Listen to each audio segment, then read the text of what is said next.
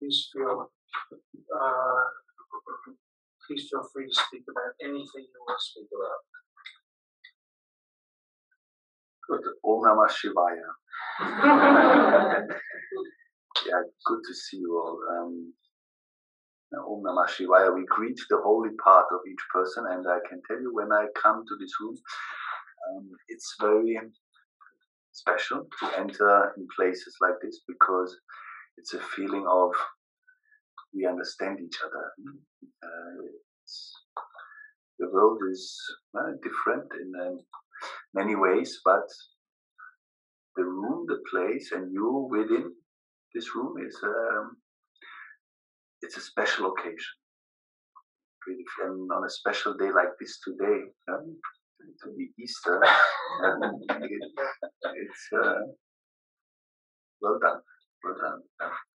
So thank you that I can be here, and it's my mother lives next door, just across the road. Yeah, I was born here in Mülheim and grew up in Badenweiler. That's where I live right now. And to have such a place next door, I spoke with my mom yesterday about. I said, "Mom, tomorrow I'm next door," and oh yeah, you told me about these people. They live like together, it's like community. I tried to explain a little bit about it, but my mom is a bit, not against. It's just what she don't know is always a bit weird for her, kind of. But yeah, that's fine. We accept everything, and even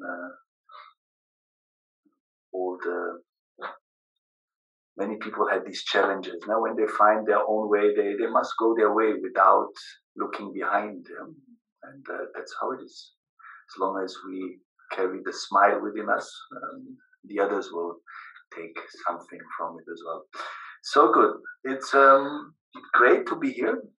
I'm here to tell you my story, and hopefully you will find a different view of how things could end up, or for me to be sitting here and telling you about all these things, and to give you a little bit of an insight of my way of practicing and teaching. It's something that I would have never 10 years ago thought about. I was somebody from a completely different community. Let's call it like that. And to be here sitting today, and what I've been doing the last 2.5 years since I came out of jail, it's been exactly that, telling my story and trying to, especially to inspire people that are like my mom, so far from this world of spirituality, or the world within. And even though they carry a lot of it unknowingly, still it's been more of my point of center where I'm focusing on is exactly that kind of people, the skepticals, the people who are skeptic, who are a bit, even who say, no, don't come with that kind of story. I don't want any of it. That's actually the ones what I like the most. But I love you too, right? Yeah, that doesn't mean, it just means that coming here, it's kind of home to me as well, because we do speak a different language together. Little words are needed, but with others, a bit more time is to be spent. So let me begin from the very beginning. Now it's been close to 3 years since I was released from a prison cell in Bangkok, where I spent 8 years and 2 months in it. And the first 2 weeks of arriving in my first prison cell, and that kind of prison was very unknown for me. I never had experience with prison before. I never knew how a prison looks like from the inside. Well, we know from movies and maybe books, we can make a small picture of it, but the place where I found myself was nothing like seen in a movie. I have actually never seen a movie that describes a place like that before. So I started, after my, call it a shock, came down a bit, that lasted like 2 weeks, I started to write straight away. I said to myself, Maxim, you have to write down all these things because somebody has to know about it. The people out there should know what in this world happens, where you can find yourself in. So I began a diary to write. And in the beginning, on each and every small piece of paper I found, I would at nighttime write the most important things I've seen. I write them down, I put them together. So I kept them 9 months in a secret hiding place. And after 9 months, I went there and it was gone. All my writings was gone. Somebody took it. So I found out later that the wardens that work in the prison sent somebody to take it away. They was against me writing. Somebody reported me. Somebody said that I've been writing each night things down, and they was against it. They took it away. So what I did, I knew I can't stop writing. Writing was kind of relief, kind of. I never was a writer before, so I found something new. So I took all my memory back and I start reconstruction when writing down. And now, how am I going to get that safe? I start writing to my mom in my old language, what is Serbo-Croatian. My parents came in the 60s. My father 1966 to Germany as a young guy as well. And I'm still capable of speaking and writing the language, so I start writing my first letter. I finished that letter and I looked at it and I saw that I wrote all kind of things that I don't want my mom to see and to know. I was like, no, what am I going to do now? Because she's going to be really depressed over these things. So what am I going to do next?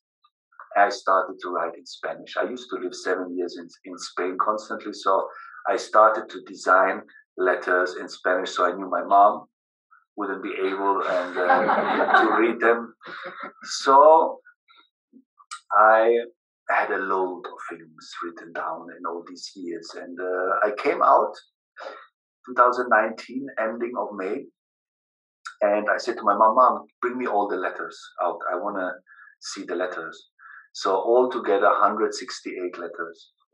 So I start pulling them together, seeing the chapters. I didn't write much. I just wrote like each letter a little bit, just as memories to say, okay, I remember exactly what happened there. Yeah? So I could, with each of these letters, make an own chapter if I wanted to.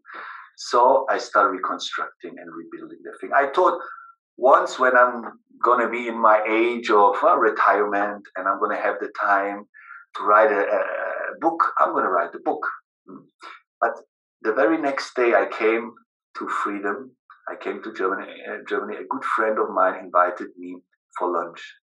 So we sat together and 2 hours, he had only 2 hours of time. So 2 hours I was telling him about my experience the last years. I haven't seen him for 10 years, one of my really dear friends.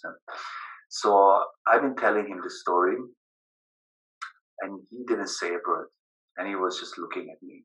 But I was actually in a good shape. Yeah, you have to imagine, it's like you put somebody in a fridge and bring him out after 8 years. I was all right.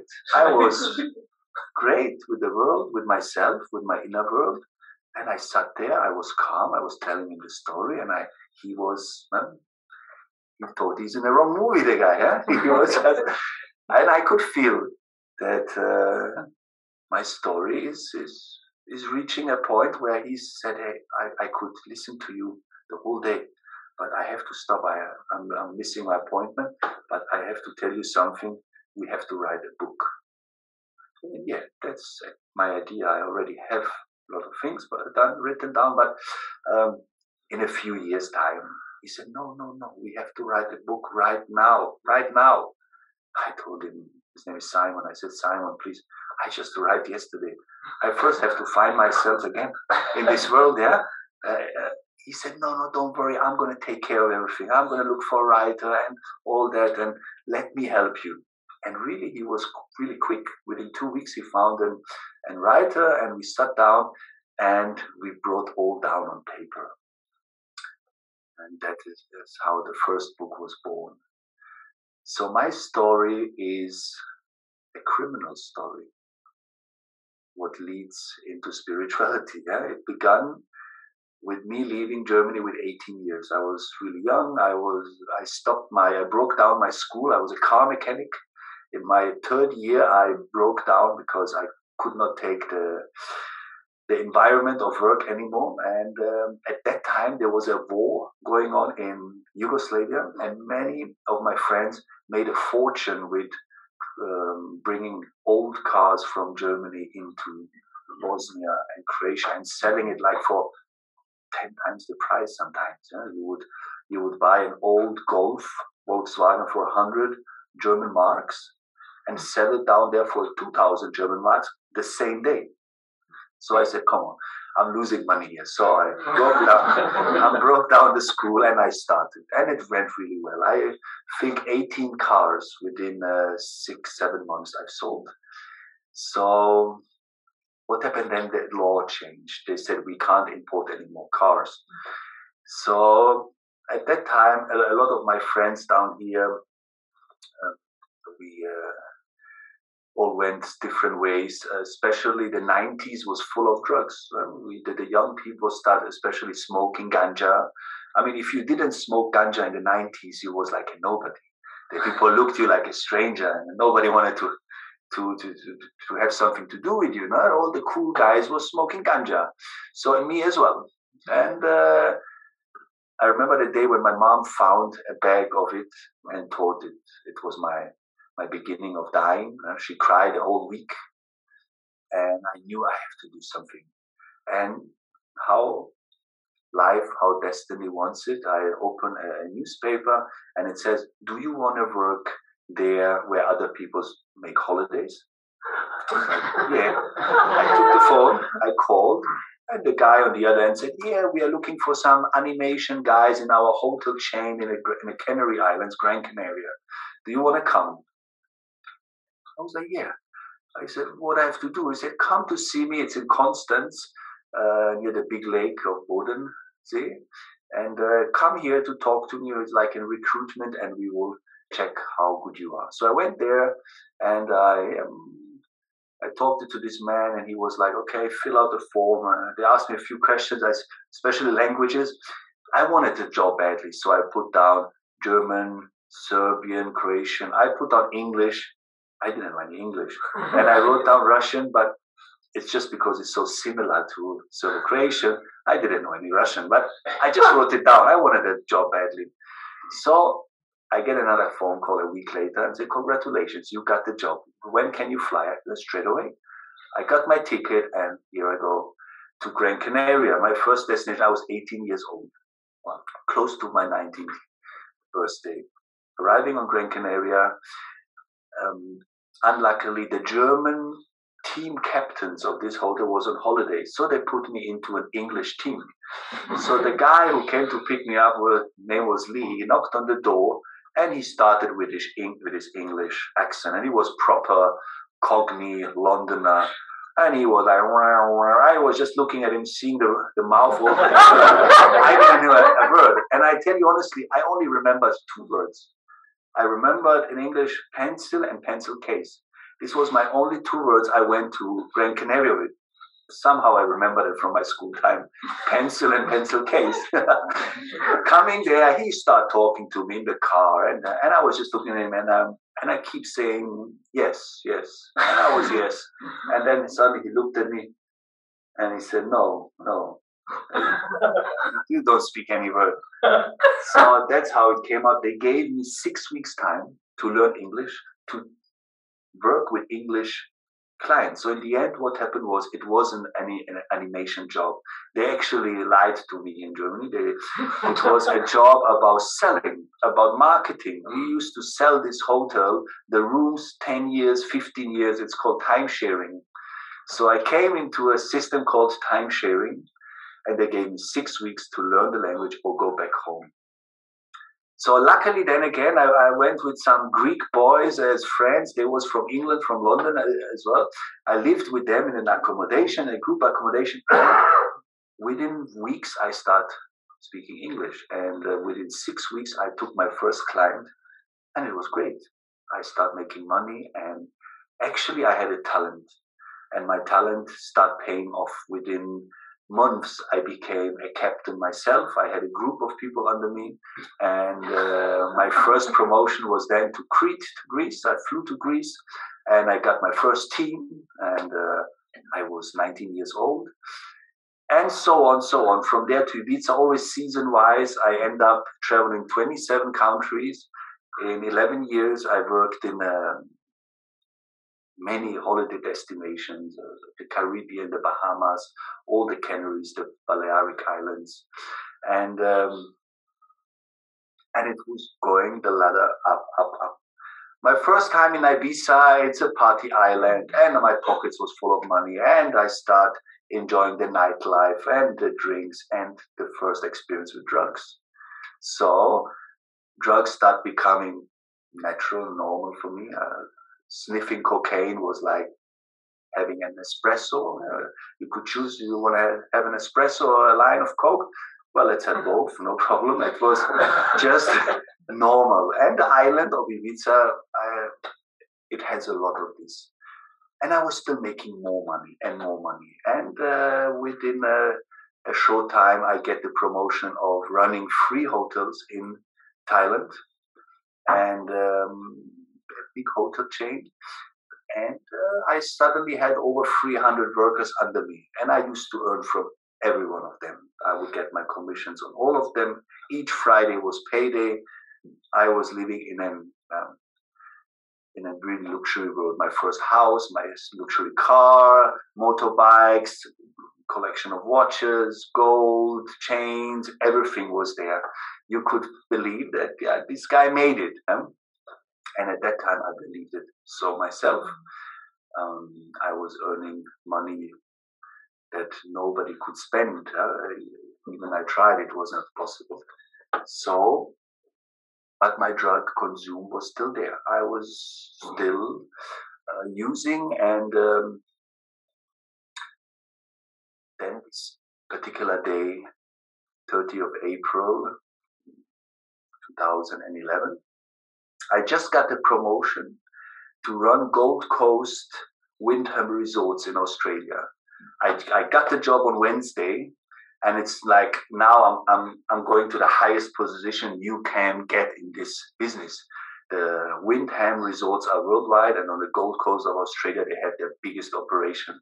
And I just got the job to go down there and run. I was supposed to be on Monday on the embassy in Bangkok to do my paperwork and to fly over straight away. Sunday, 2 days before that, a friend of mine is calling me, asking me, do I know a guy or a person where we could buy some drugs? This person wants to organize a party. Actually, that phone call happened already 2-3 days before. I got him the number. I managed to give him the number, pass it on to him. But on the Saturday, he's calling me and inviting me to that party. He's saying, come over, and this guy is cool, he's from America. And so I am with my daughter. At that time, my daughter was born already. She was 2 years old. My life started changing. She was a big change for me. With going out every night, was going out once a week or once every 2 weeks with my boys. And before, we guys was going out every night. It was very normal to be at some clubs and bars. But since she was born, things changed. I spent more time with her. And at that day, she was with me. I was taking care of my girlfriend. At that time, she was by the neighbors. She had they was playing cards. And my phone is ringing, and I keep answering and saying, no, I can't come, I'm sorry. And my friend on the other end is getting more drunk. And suddenly this American guy who's organizing the party calls me as well. And he says, oh, my brother, come over, I'm from Hawaii. And, I'm new here, I want to get to know you. And I want to shows. I want somebody to show me around and make friends. And I said, listen, I would love to come, but I can't. I'm with my daughter. And they keep calling me. My girlfriend comes at 7 at evening. I'm with her and I'm telling her, listen, these guys are calling me all the time. They're not going to let go until I go there for a couple of drinks and I will come back. Strangely, my girl looks at me and tells me, are you sure you want to go there? I was like, I looked at her and said, what do you mean? She said, are you sure? It's like really strange. Why should they be calling you like that? I said, I don't know, they're drunk, they've been drinking all day and they're just breaking balls, they want me to go there. So I didn't thought anything. I sat on the motorbike and I drove on the other end of the island of Phuket. Arriving there, my friend, who was drunk already with this American, see me. There's a petrol station and there's a bar, a legendary bar, and I'm parking there by the petrol station. And these two come already running out and greeting me. Hey, Maxime, are you that guy? And okay, and come on, and let's have a drink. And we haven't been there for minutes. Comes and golden Toyota driving, and I know that car. That car is a dealer who's coming to our hotel supplying drugs in my hotel. It was always the same guy, a Thai guy. I see that car and I see the guy looking, and I'm looking as well. I'm asking them, did you call that guy? Oh yeah, we've been calling, we're waiting for him. So yeah, that's him, that's the guy. The American guy sat up and tells me, come with me, please, to talk to the guy. I said, you just go yourself, there's no problem. You just do the thing and you come back. It's not a big deal.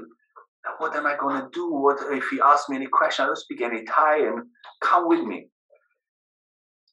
I start going with him. I cross the road and I reach the car with him.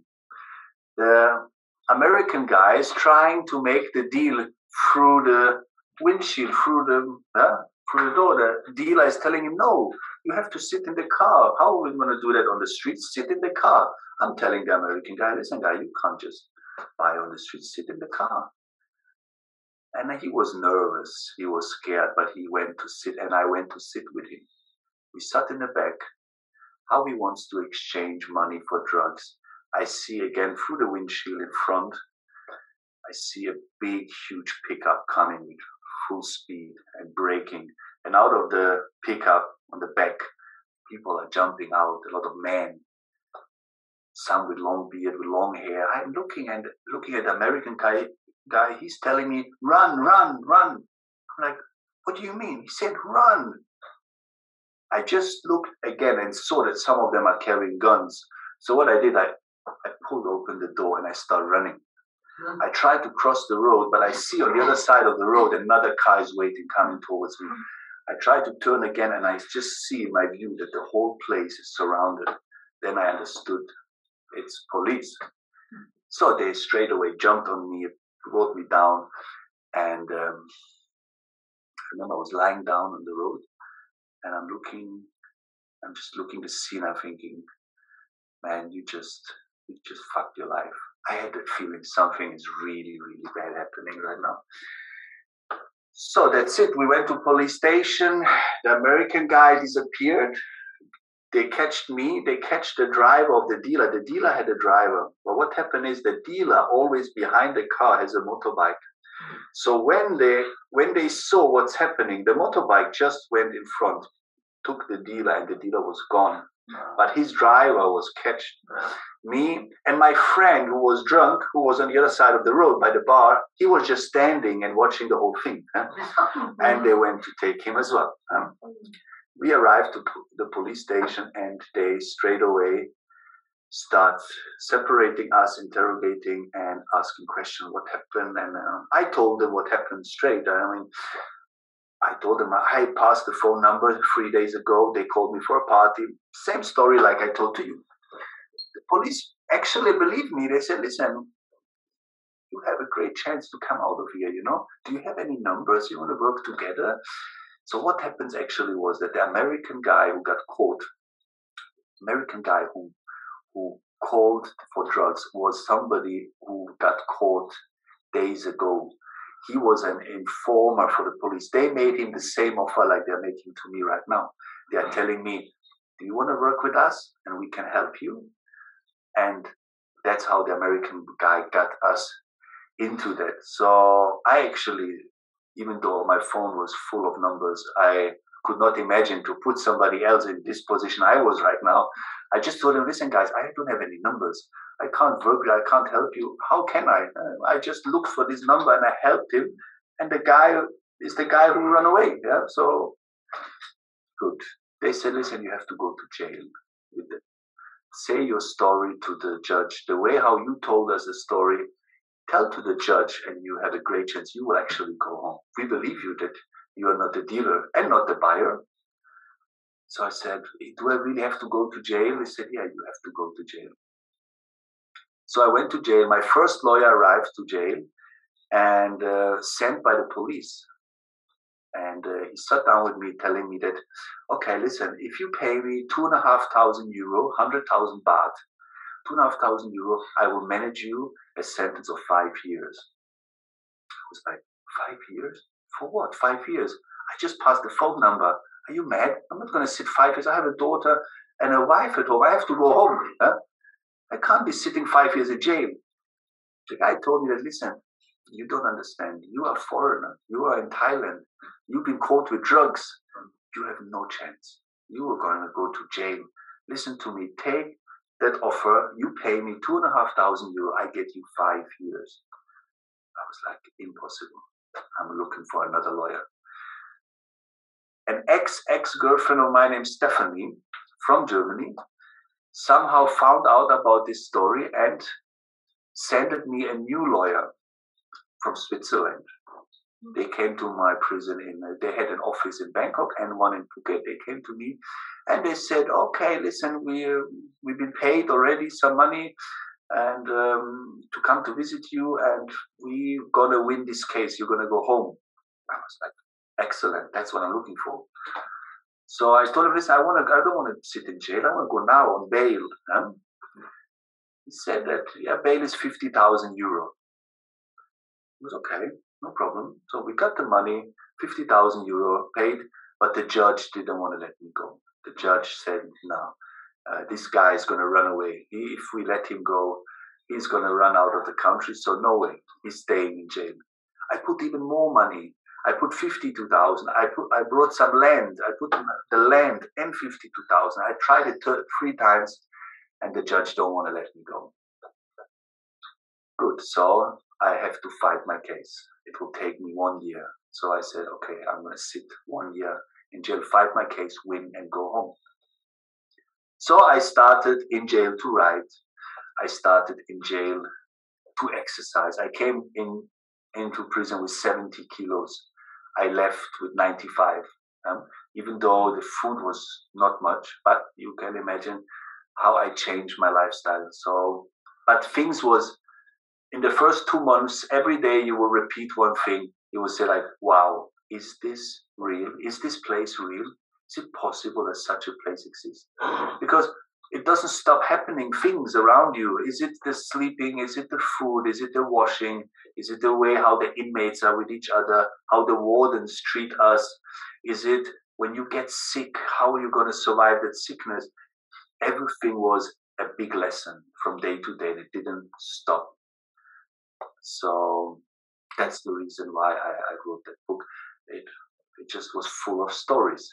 But back then, I had to manage. My first night, I didn't know where to sleep. I arrived in a prison cell, 120 square meters. We actually measured that cell, 120 square meters. My first night, we was 180 people in that cell. But when I leave that place, I will leave it with 300 people in it. So they will make actually like a second floor where the people will just lie up there. There is no beds or such a thing. You are right on the concrete. I arrived there and during the day you only sit. You put your legs together like that and you sit like this the whole day. Or the time. We are 17 hours in the prison cell. And 7 hours we spend on a square outside where we can like play football or we can wash ourselves, and we get our food. But in the cell is nothing allowed, no food, no anything. You can just have a book, and you sit like this all the time. When it comes to sleeping time, you will get a place to sleep. Especially in your first 6 months, you don't really have a place. Means there is a line, and you will have to sleep on the side. So you will get a place where they pack you. Basically, you only sleep on the side, and then the next guy is coming, and the next, and then they pack. You really have to go close to each other, and you grab anything you have under. Like I slept under a Coca-Cola bottle for many months, a plastic Coca-Cola bottle. I will put it down, and I will basically sleep like this. So you can't turn, like you want to turn, or you want to go to toilet in the night. Don't do it, because if you get out of this place and you go to toilet, by the time you come back, that your place is gone. They just close it. So it's something that for my first night, if somebody told me my first night I will spend more than 8 years in this kind of condition, I would broke down straight away. Yeah, it's impossible to imagine that you can survive 8 years under this condition. But I just tell you, the human body and your ghost is so amazing. It can do more than you ever can imagine right now. It's capable of doing big things. But at this time, I was having hope. I'm going to win my case anyway. So the next day, my first night, I spent like that. The next morning, we're going to the washing. I see everybody running with they have like a plastic ball in the hand and soap inside, and they're running. And I thought, okay, let me run as well. But I didn't know where they're going. So I asked a guy who was next to me, a French guy. In this first prison, Phuket, we are like 50 foreigners and 2,000 Thais. 2,000 Thai and 50 foreigners. They call us white guys. So the white guys are from everywhere. Germany, England, America, Australia. The whole world is there. Sweden, Norway. We are all the white guys. So I will be running with them. I said, where are we going? He said, come quickly. We have to go for the washing. Do you have a plastic bowl? I said, I have no plastic bowl. He said, you have a soap? I said, I don't even have a soap. I have nothing. I just arrived yesterday. I have nothing. He said, how are you going to wash? I said, well, I don't know. I have to wash. I've been 3 nights in the police station without washing. I was in a cell. I was stinky and smelly, and I had to wash. Well, I start coming there to that place, and it's just like some basins of water, no? And they're all already surrounded, these places with water. And there's a second row and a third one, and I'm coming there, the fourth one, and watching the whole thing. And then there is somebody with a whistle, and he will whistle, and then the first one will start washing. They grab the water and wash. The second one, they're trying to snatch somewhere water. The third ones are just standing and watching. And we, the fourth ones, are just standing and watching. So by the time your row reaches that place, what was filled up with water, it already is close to empty. So you will see down, and it's like a little bit of foam and brown water. You will grab your plastic thingy and bowl, and you will grab the water, and you can see that it's all obviously the dirt of the others what went back. Each time they grab water, all the things is returning. So you who are the last, you will just get what is left over. So I remember my first morning from washing, I had seen an old man next to me. He might have been Cambodian or Vietnamese. And he was looking at me, and he knew that I'm new, and he know that I'm not comfortable. He's like smiling at me. He's like, you have to take it now. So that's what I did. I took that water, the brown water, and I washed myself because I was really dirty and I needed it. But even that time came, I don't remember, 1-2 weeks, I figured out the system. I started running, and one day I was there. I remember my first day when I stood in front of that fresh water. It was blue, it was nice. No? I remember a Thai guy pushing me from the side. I was like, no. I'm standing here today. I'm standing here. and I was there. The first water I grabbed, it was great. Same with the food. Yeah, you're running to get the food. There is a gate. The gate is maybe 3 meters wide, and 2,000 people trying to enter through that gate. There is no rules. Like you would now believe the wardens will say, "Okay, let's make 1, 2, 3 lines. Please, everybody, now behave." No, there is no such a thing. There is a gate, and the gangs they rule. So you have gangs like many prisons in Thailand, and the gangs, the bosses are the first, their boys, their second leaders, third leaders, whatever, the huge gangs, no? And then come the others, other Thais, and then we foreigners, unless you've been a foreigner who's been there for many years, no? So you have your connections you can slip in from.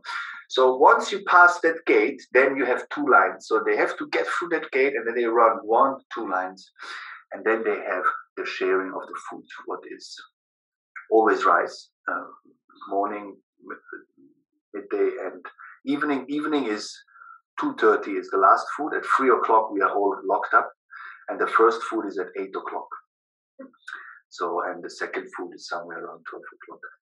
So it's, by the time in the beginning you reach rice, you will find, but the other thing, what is a soup with either cucumbers in it or some vegetable that was unknown for us in Europe.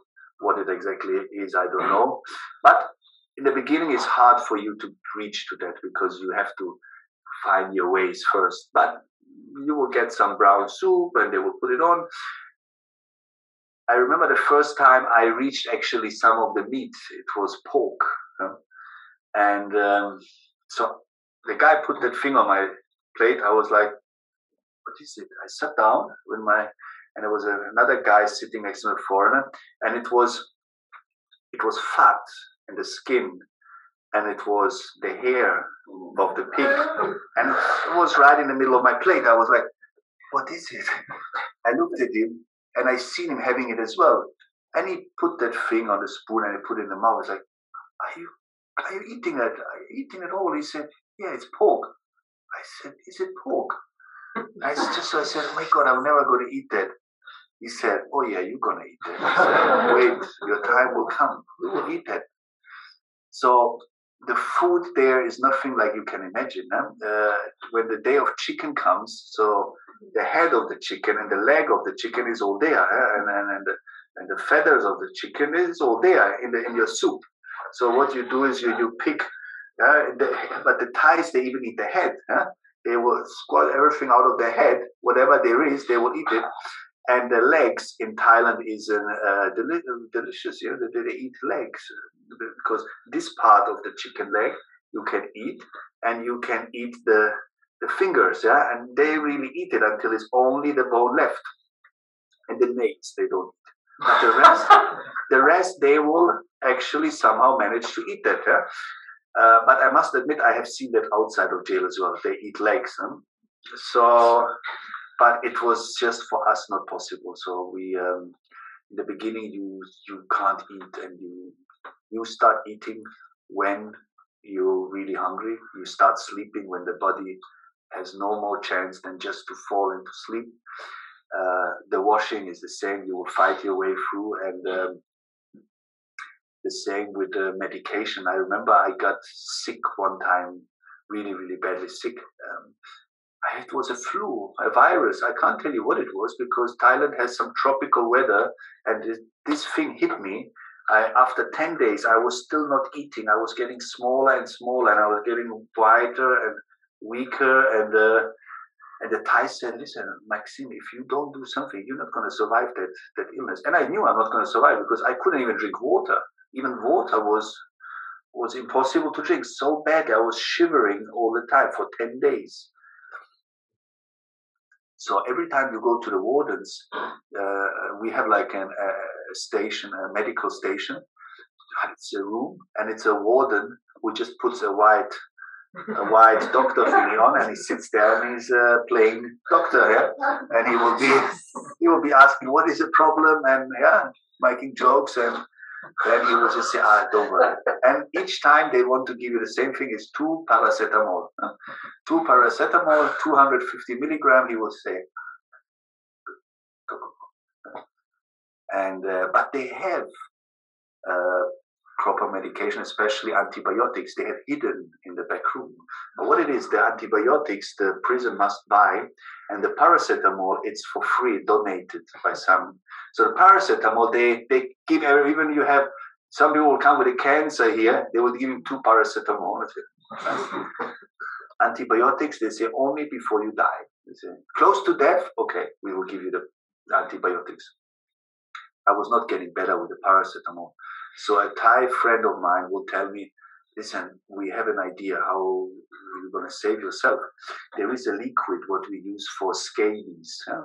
Scabies, because the prison was full of it.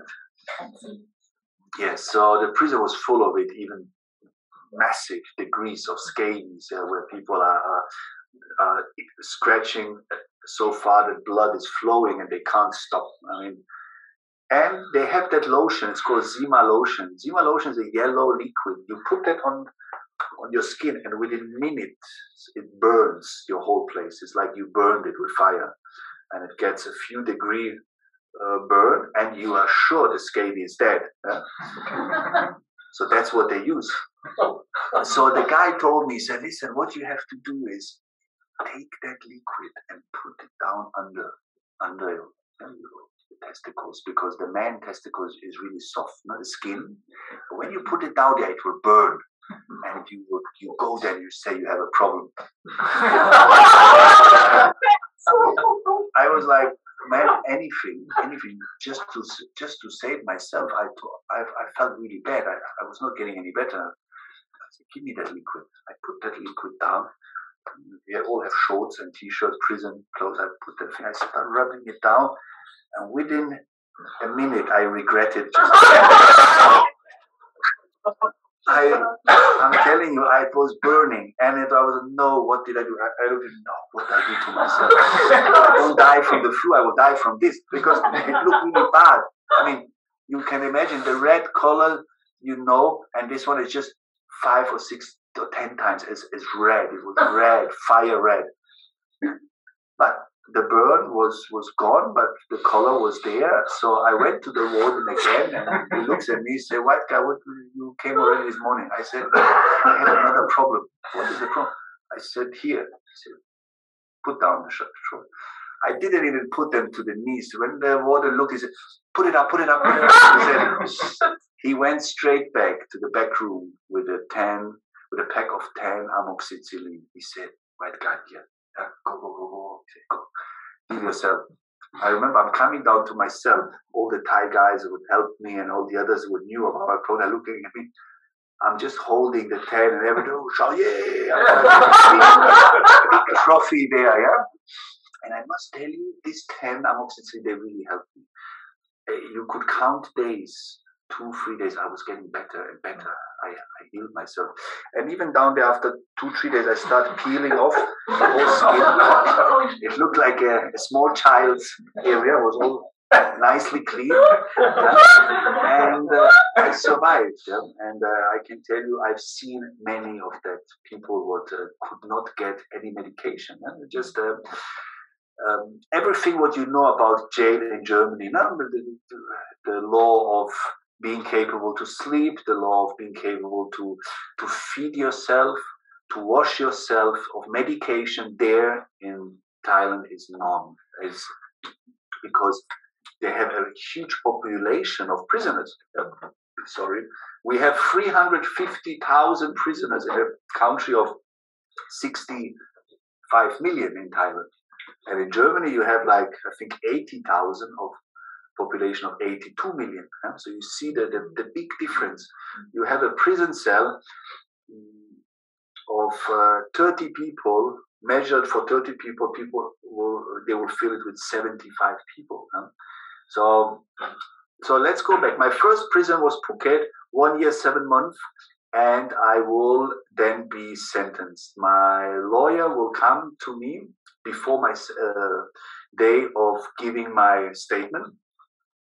And my lawyer is coming to me. Even the police came before a few times and telling me, listen, Maxime, go to the judge, tell them your story. You gave a number. You're not the dealer. You're not the buyer, but you did give a number. And you went to the party and you will go home. Just tell the truth. So I had no intention of saying anything else. So I said to the police, of course. 2 or 3 days before my statement giving to the judge, my lawyer comes to prison. What happens is that the 52,000 euro for the bail, my mom manages somehow to leave to the lawyer, even though I told to my mom, that money, take it from him, put it on my bank account back, and that's it. Huh? I will think about what I'm going to do with the money later. But somehow that lawyer was very convinced my mom on her last day before entering the airplane to go back to Germany to leave the money with him in case that he has to act quickly. He's going to use that money to get me out. My mom did that. I found that out months later that the money is with him. So 2 days before or 3 days before my statement giving to the judge, the lawyer comes to me to prison and is telling me that, listen, I've sat with the police. We have made a new deal. You're going to say to the judge that you don't know all these other guys who've been caught. You've been just caught by coincidence. You was on a petrol station pulling gas. The police come running. You start running. You were scared and they catch you. I sat there and said, how can I say that? I mean, I already signed my report. I already said my story. How can I change my story now? He said, no, you can't say the story, what you did. You have to say that way. Otherwise, you're not going to go out. Just believe me, I already sat with the police and we already spoke together. I went back to my prison cell, sitting there with the other inmates, telling them just what my lawyer said. And now there are different opinions. The one guy said, yeah, listen, you should listen to your lawyer because that lawyer was one of the most expensive lawyers I had. Just for his work, he took 10,000 euros only to take my case. So they said, man, we never heard of such an expensive lawyer. Maybe the guy already has a deal. Listen to your lawyer. Another guy was saying, man, I wouldn't do that because you have nothing to hide. What you didn't do anything. You just gave his phone number. Just say the truth. So I was in the middle of, I didn't know what to do.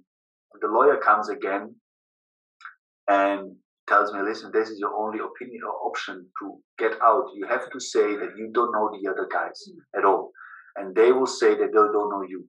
And you've been just caught by putting petrol in a petrol station.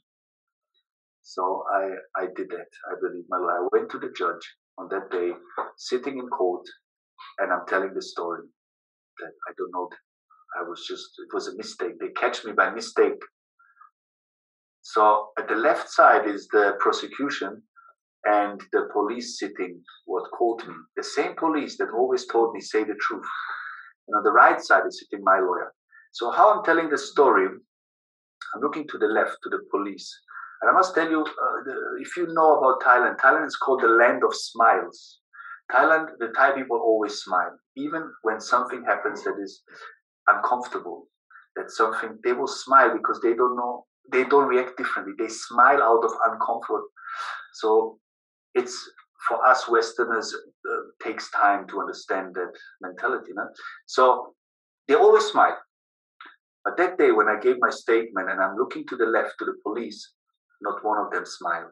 They looked me really serious. And I thought, something is going wrong here. Something is going really wrong. I look at my lawyer. He's not looking at me at all, just looking at some paperwork. And so I gave my statement. I'm going back to my prison cell. 2 months later, I'm coming back and the police is giving their statement. The police start saying, so I'm sitting here, my friend who's been caught and the driver next to me. My friend who's been caught is the first accusant. You know, in Thailand, you have like in pyramid, first, second, third. I'm the third. The third accused. The second is the driver. And the first is my friend who called with the American informer, the dealer. So the prosecution will stand up and start showing with a finger to my friend and I didn't understand any Thai at the time. I had a translator, and I was just looking, and I see that the guy isn't talking to me. I was like, okay, it goes all well, no? So everything is okay. So I will ask the translator. Translator says, no, he doesn't say anything about you. So the first police is coming as a witness. Again, they start telling the story, but again, not my name. The second one, the third one, I'm like, okay, it's really good. Nobody's talking about me. The fourth policeman stands up, looks at the judge, and starts saying, and turns around and shows with a finger to me and said, this guy there, Maxim Glazanovic, said, this guy there, he said, we don't know how he's involved with these people, what he exactly has to do with them. We can't tell you. We can only tell you one thing. This guy lied to you the last time, 2 months ago. This guy, he knows them. He knows them very well. This guy sitting next to him is his friend. Yeah? We don't know why he was telling that story, because he already told us the story. I'm asking the translator, what is he saying? What is he saying? The translator is telling me, yeah, you know them, and he's saying that this. And I said, did he say something about a phone number? He said, no phone number. So actually the police didn't even mention that I passed the phone number on. Never said on quote. They only said that I lied and that I know this guy, and that probably I am working as a gang, that we are a gang who's working together, selling drugs as a gang, as a group. Okay, so still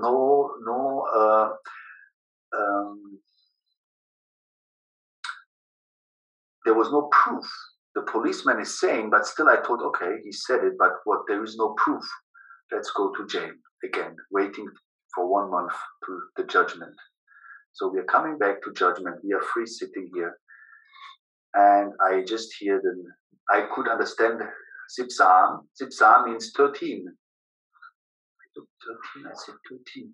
Great, it's 13 months, because I know that I've been already 1 year and I've been already 15 months in jail by that time. So I took 13. I looked at the Thai guy. I said, 13 is good. 13, we're going home.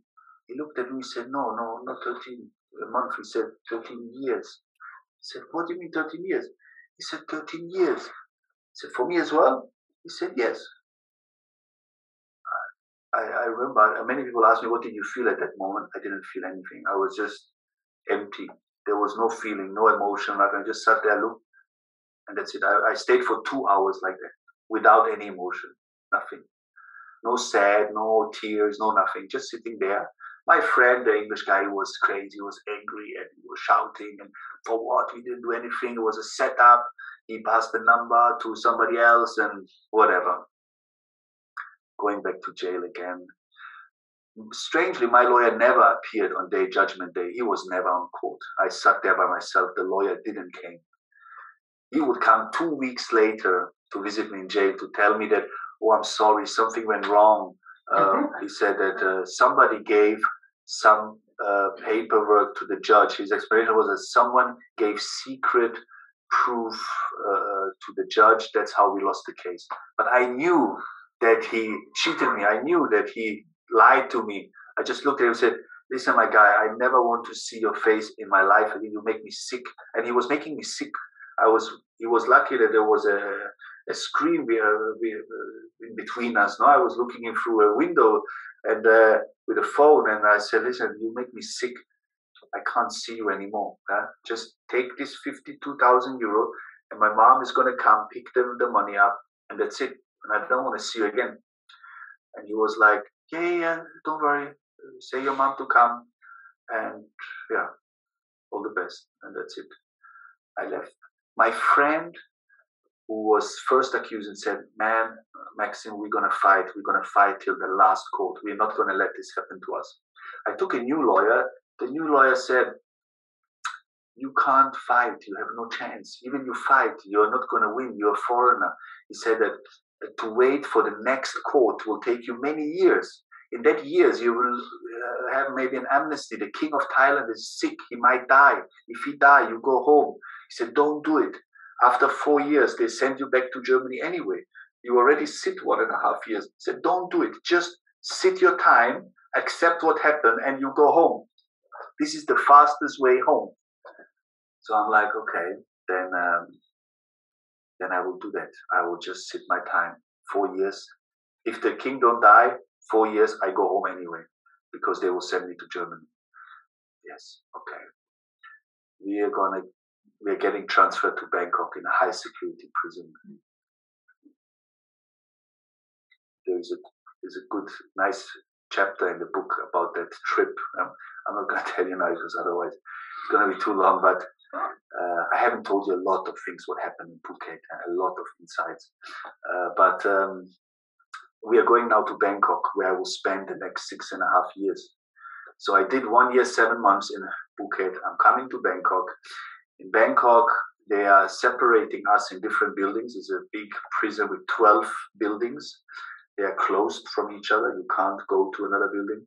My friend will go to 5, the other guy to 6. I will go to 7. And I entered there and I found myself as the only white guy among 800 Thais and about 30 or 40 Africans from Nigeria, all Nigerians. Nigerians have a crime syndicate in Bangkok. They are working with drugs, and there are like 200,000 Nigerians living in Bangkok, and nearly all of them are working with drugs. I mean, that's why that prison was full of Nigerians. But I was the only white guy there. Soon, a year passed. I went in November. In September the next year, I'm getting a call to court. I'm like, why? What am I going to court for? They say, oh, you don't care. Come, white guy. They call me a white guy. Come on, you put always the chains on the legs. They hammer you down the chains, and you get them here, and you're walking. And I see coming out to the bus where I'm going, I see my friend who's been with me. I haven't seen him for a year. I say, hey, where are you going? Say, we're going to court. Yeah, me too. What's happening? He say, I don't know. We're coming to the court, sitting in front of the judge.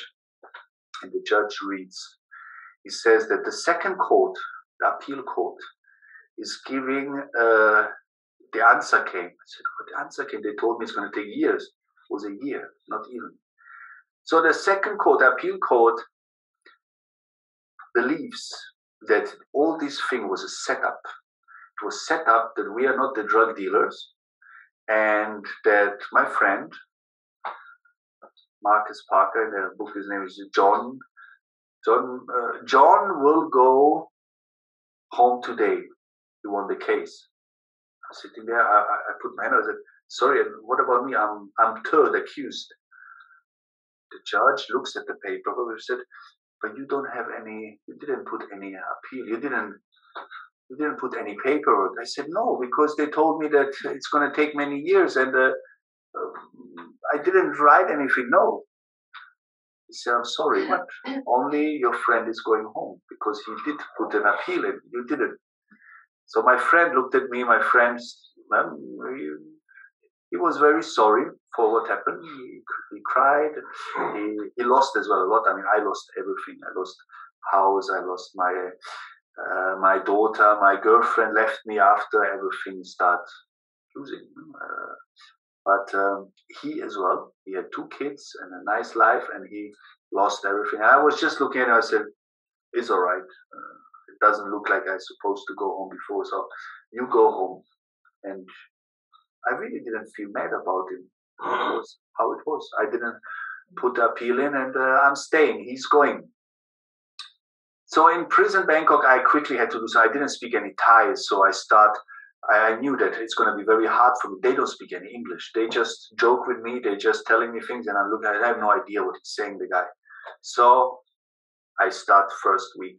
I put down. They have their letters. It's like signs they have. No, they have 44 of them, but 36 they use. The other ones they don't use anymore. I start taking the 36, and every day I use 2 of them. And like the first one was a G. The alphabet starts with a G. So the G has a head like a chicken, looks like a chicken. And they call it G like a chicken, G like Gokai, Gokai, Gokai. So I will write down Gokai, Gokai. I write it down. The next morning I wake up, I straight away write it down again. And fuck, that sign, I knew it. That's a G. And I did every day 2, 3 of them. And then I did the vows. And Within 3 weeks, I start coming out of my cell in the square where we spend, and it says, "Don't enter there," or "Exit." And I start slowly reading the signs. And I start reading better and better. The Thais, they actually laughed at me when they saw me on day one practicing. They was like, "Look at this guy." Huh? But I can tell you, 2-3 weeks, I start reading. So that they call me, say, "White guy, come over here, sit down." Say, what it says here. They will take a piece of paper and they will say, "What it says here, read." So I will look and I will start reading. And I said, "Okay, wait. Okay, what does it mean? Translate." And I tell them, "I don't know. My Lu." I say, "My Lu." I said, "I don't know. My Lu." And then they start laughing. For them, everything was a joke about me. They start laughing, and he know how to read, but he don't understand what it means. But it didn't take long. 2-3 months from them on, I start speaking, and within the time I will speak that all the other, I was the translator of this huge complex. Whenever somewhere a foreigner gets into trouble, they come to my building, pick me up, bring me there, and I was the translator. I had a job, and it was nearly daily somewhere some trouble going on. In that it was 12,000 people living in this Bomba prison in 12 different buildings. So I was the guy suddenly. I was one of the only white guys speaking and reading and writing Thai.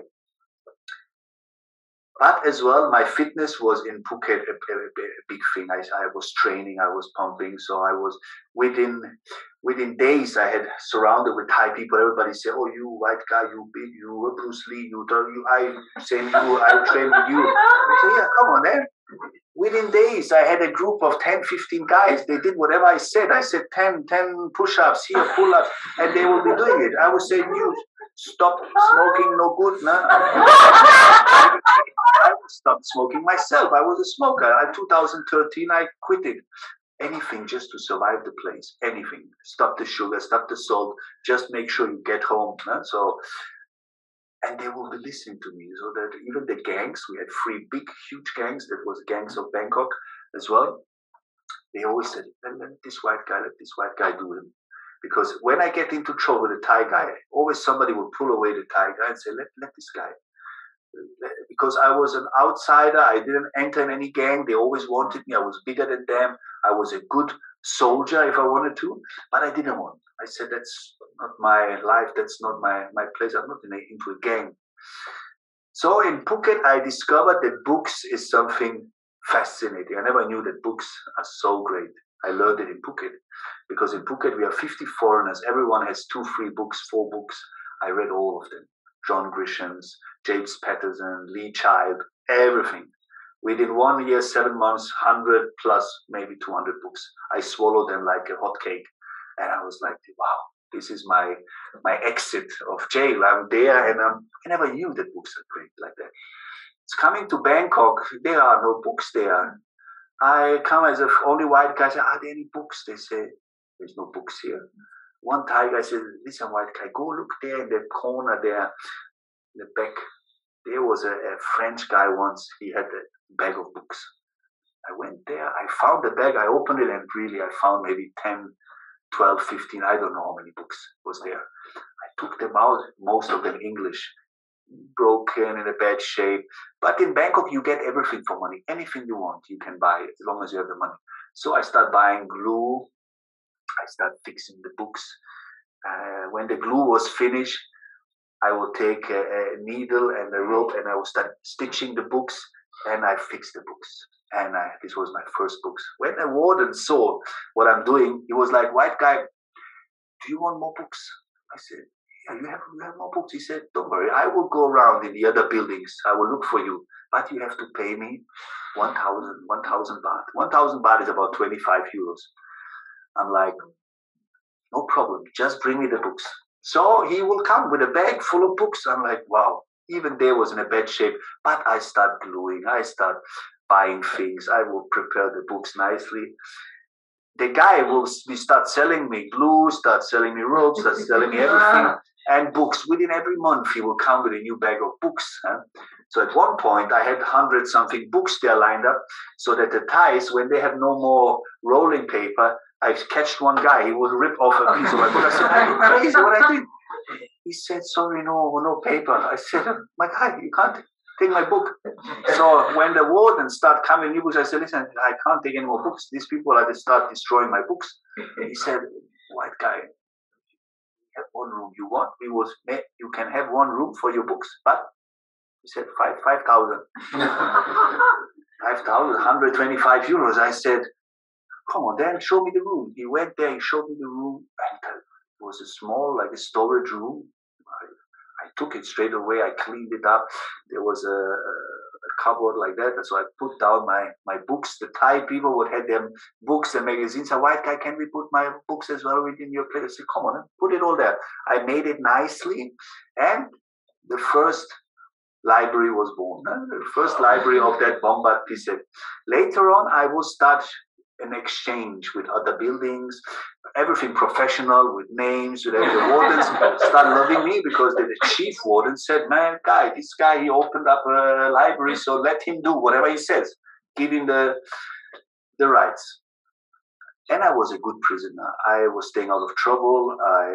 The same warden who started selling me the books, one day he comes and say, "Maxime, do you want, white guy, do you want any dumbbells for exercising?" Because he saw me with all these Thai boys training. I said, "Guy, do you have any dumbbells?" He said, "Don't worry. We get you the cement from outside, and we get you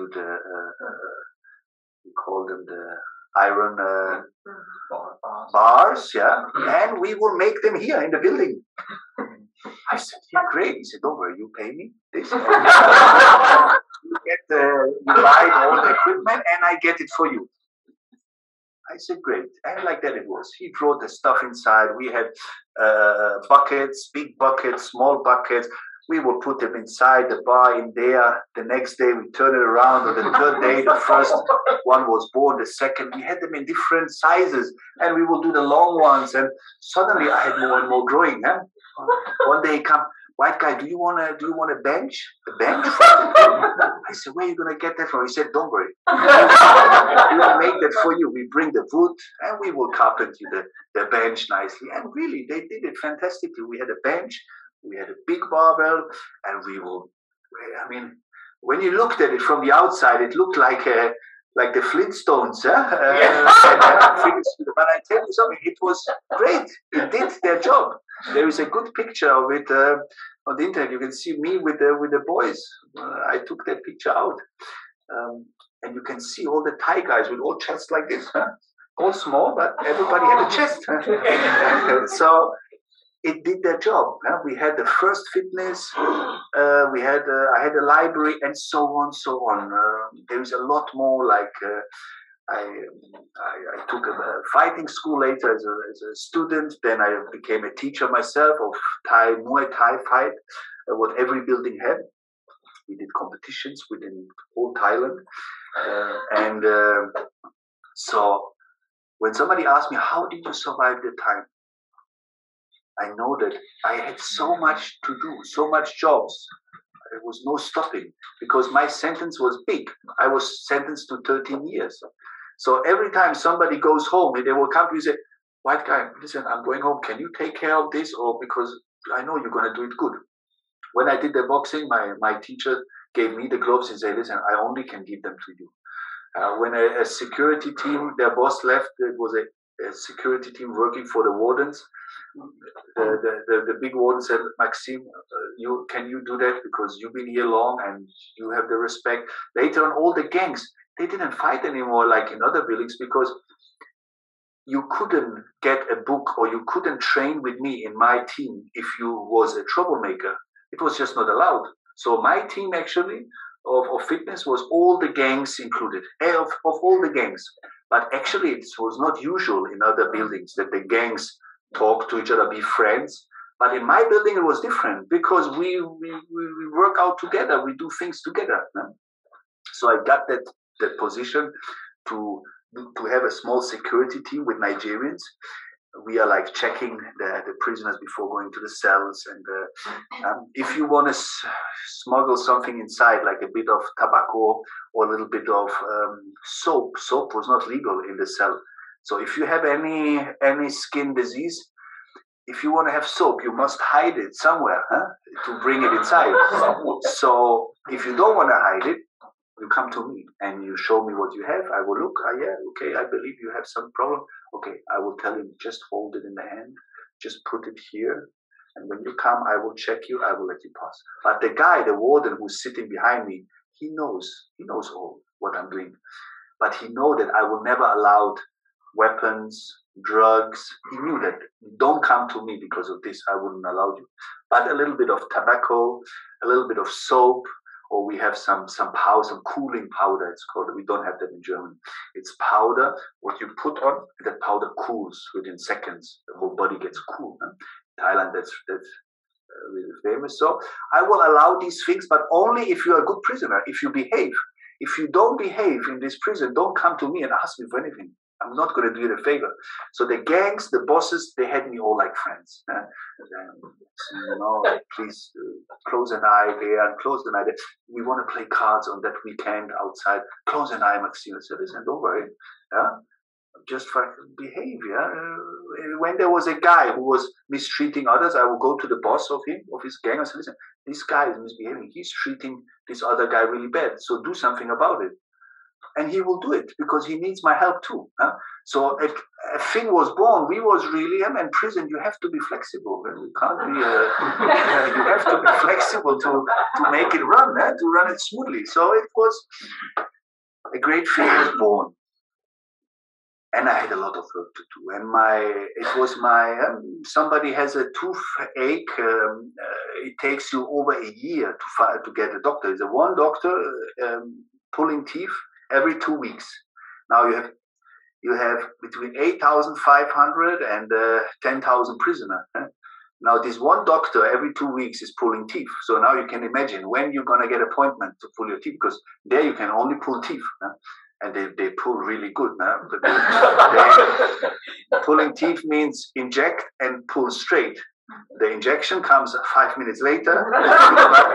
They tell you, don't worry, after you will feel it. But by the time of pulling, there's no time. So I lost 5 teeth, nearly all up, 4 up and 1 down, because toothpaste and toothbrush is not allowed. You are only allowed to have that in the square, but not in your prison cell. So you always go with a dirty mouth. Basically, you go to sleep. So you could not stop that your teeth and the nutrition was not given and everything. So I'm going home after 4 years, sentenced 13 years, waiting that day. The embassy came and the embassy gave me all the paperwork to fill in and to make pictures and fingerprints, and they sent it to the court to Germany. The German court took the papers, said yes, everything is good. They signed the paperwork, came back to Thailand, and it all took 1.5 years to prepare all this paperwork. So I spent already 5.5 years. And now the embassy comes in August to congratulate me all together. Mr. Klazanovic, after all these years, you're going home, one picture there, smiling. I'm happy. They say October, 1.5 months, the police from Freiburg, 2 police guys from Freiburg coming to pick you up. Everything is settled down. I'm like, finally, I'm going home. I went back. I remember that day I'm going back to my prison. I'm telling all my friends, I'm going home, guys. Everybody, what's going to happen with us? What are you going to do? I said, don't worry. I will set for every part of what we have here. We will have a new guy. Don't worry. Everything will be good. And I'm celebrating. I'm already giving out my things. You're going to get that, you that. I'm just going with a shirt and a short and a flip-flop and a few of my dear books. I'm going, and the rest you can all have. So, middle of September, a woman what came every 2 weeks, a German volunteer from Thailand, what became like my mother. She came to see me for all these years, every 2 weeks. And she come in the visit hall, looks at me and says, Maxime, she said, I didn't want to come today. What happened? My name is Monica. Monica, what happened? What are you saying? I didn't want to come today because you're not going to Germany. I'm like, what do you mean I'm not going? Everything is done. The police is coming within 2 weeks. They're picking up, going home. She said, no, they stopped it in the last moment. I said, how can they stop it? She said that because, she said, we don't know why they stopped it. She said, do you have another case in Thailand? I'm like, what do you mean another case? I've been in jail for 5.5 years. How can I have another case? I thought maybe my lawyer, maybe he did something to me. He don't want me to go out again. He's worried when I go out, I'm going after him. So I'm like, man, something happened. I went back to my prison. It took 3 or 4 months to find out that the embassy found out that a law has changed within Thailand. Now, the new law, I was the first guy within that new law to be among this new law that says that now foreign prisoners going back to their country must pay a fine first. My fine was 20,000 euros, set for 20,000 euros. So, and they have to do the whole paperwork again. Again, 1.5 years waiting for the paperwork, but pay the fine.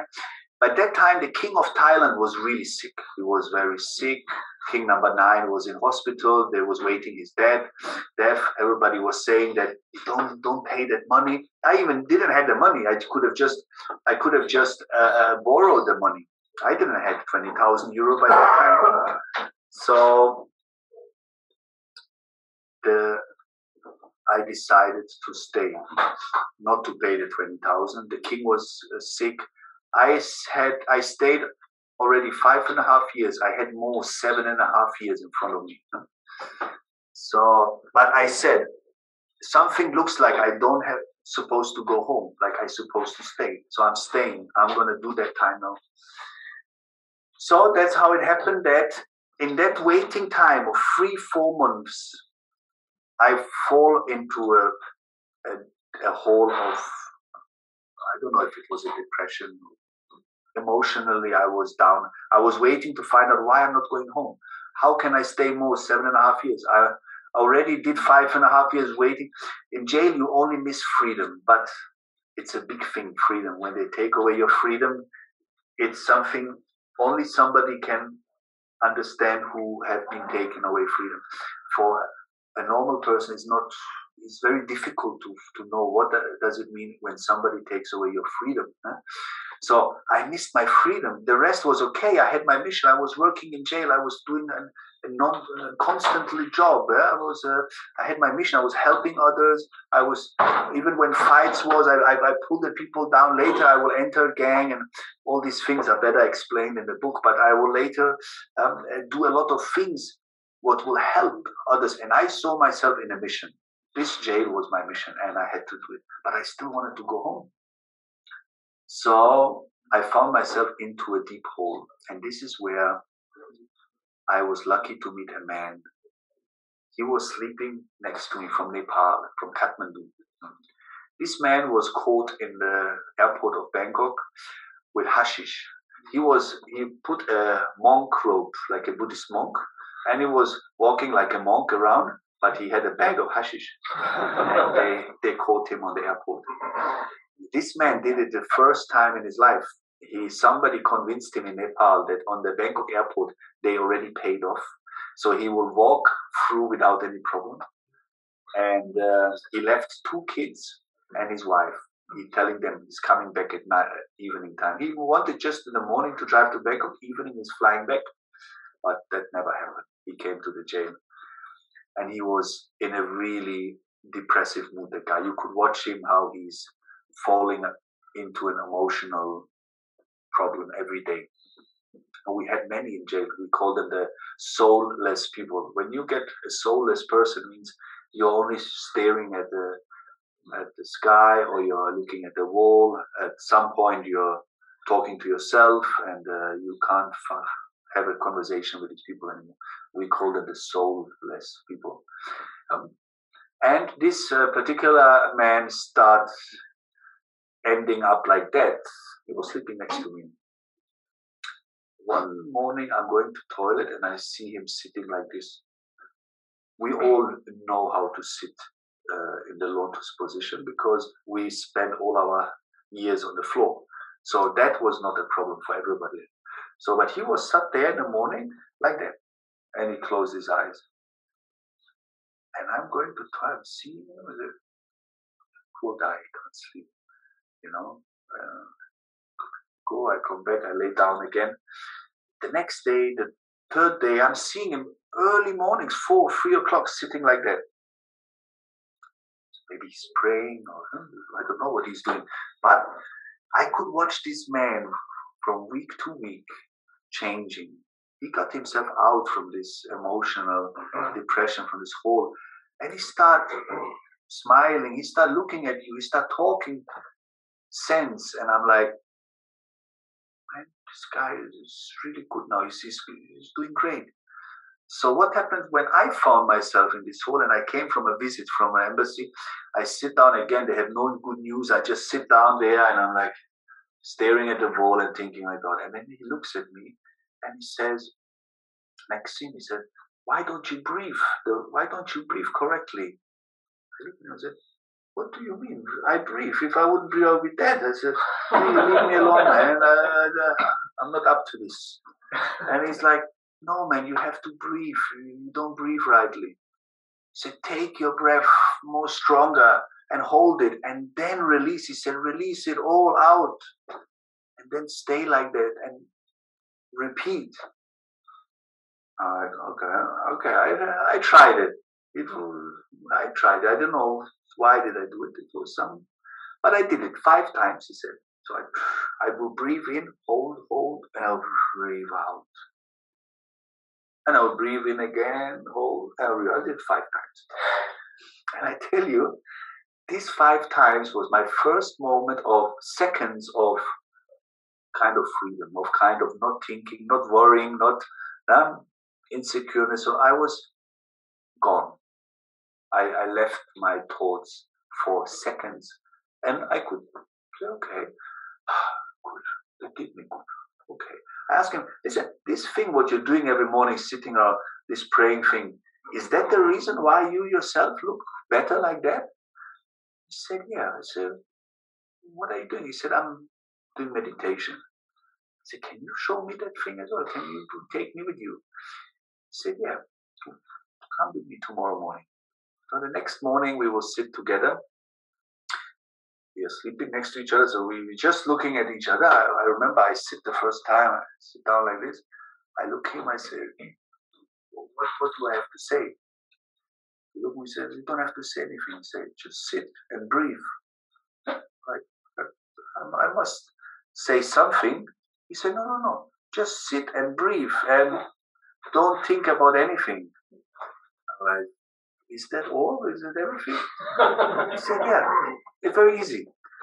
I'm like, okay, then it's easy. I will sit down and I will start. And suddenly I start feeling my first thought, my second, my third, and suddenly I start hearing them. I'm like, oh, wait a second, it's not so easy. Well, 1 second again. And again, the thoughts were hitting me. And I didn't know what's happening to me. I was like, I break up. I said, no, I can't just sit and breathe. That's impossible. I looked at him. He was sitting there peacefully smiling. Like, there's something wrong here. I thought, nah, it's nothing for me, man. I'm not Asian. It's for Asian people. They must have some kind of talent. I'm not talented for that. So I said, okay, I broke up.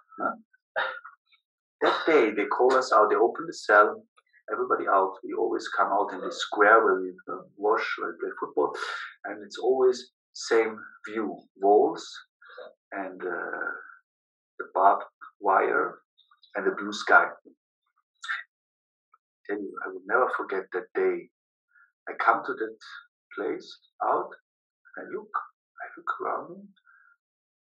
I was like, same day, sunny, blue sky, but something is different. I could not tell you what was different, but something was different. Some feeling was different. I said, does it has to do anything with these 5 minutes? When I just sat there, it was more pain than anything. I could not manage. And I thought, okay, tomorrow morning I try again. The next morning I sat down again. And again, same story. My head is spinning with thoughts and 5 minutes I break up. But it's like, it was okay. Still was okay. And the next, and my friend will soon be released. I sat there, but I remember from 5 minutes it was 10 minutes. Then suddenly, once I opened my eyes, I looked at the clock, 20 minutes. Oh, 20 minutes, it passed already. So what basically was that first time he actually told me, breathe in, hold, and breathe out, was seconds, only seconds of stop, of not think, of visit something new. And that visit something new place, what start beginning, was just a small seed. It was so little, I didn't even know. I only know today that it was the beginning of something. That later on, when I sat in my first meditation, that even though I had just made 5 minutes, that seed start growing. It was miraculously, but I could feel that I was not able to manage 2 or 3 seconds of consciousness, because thoughts will always break that point. They will always come and make their thing. My thoughts was very fast, very heavy. They had a story to tell, a lot of insecureness, fear. Everything was in my thoughts, in my heaviness, in all what it brought with it. So for me to sit down was just like a highway going around. But magically, some seconds sneak in. Let's say I will sit down for 10 minutes. In that 10 minutes, I will have maybe 10 seconds of consciousness. Not more. The rest is just, but it still makes the seed alive.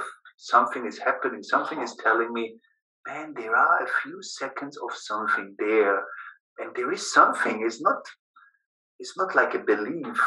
No, you read a book and you believe, or some teacher will tell you about it and you might believe in it.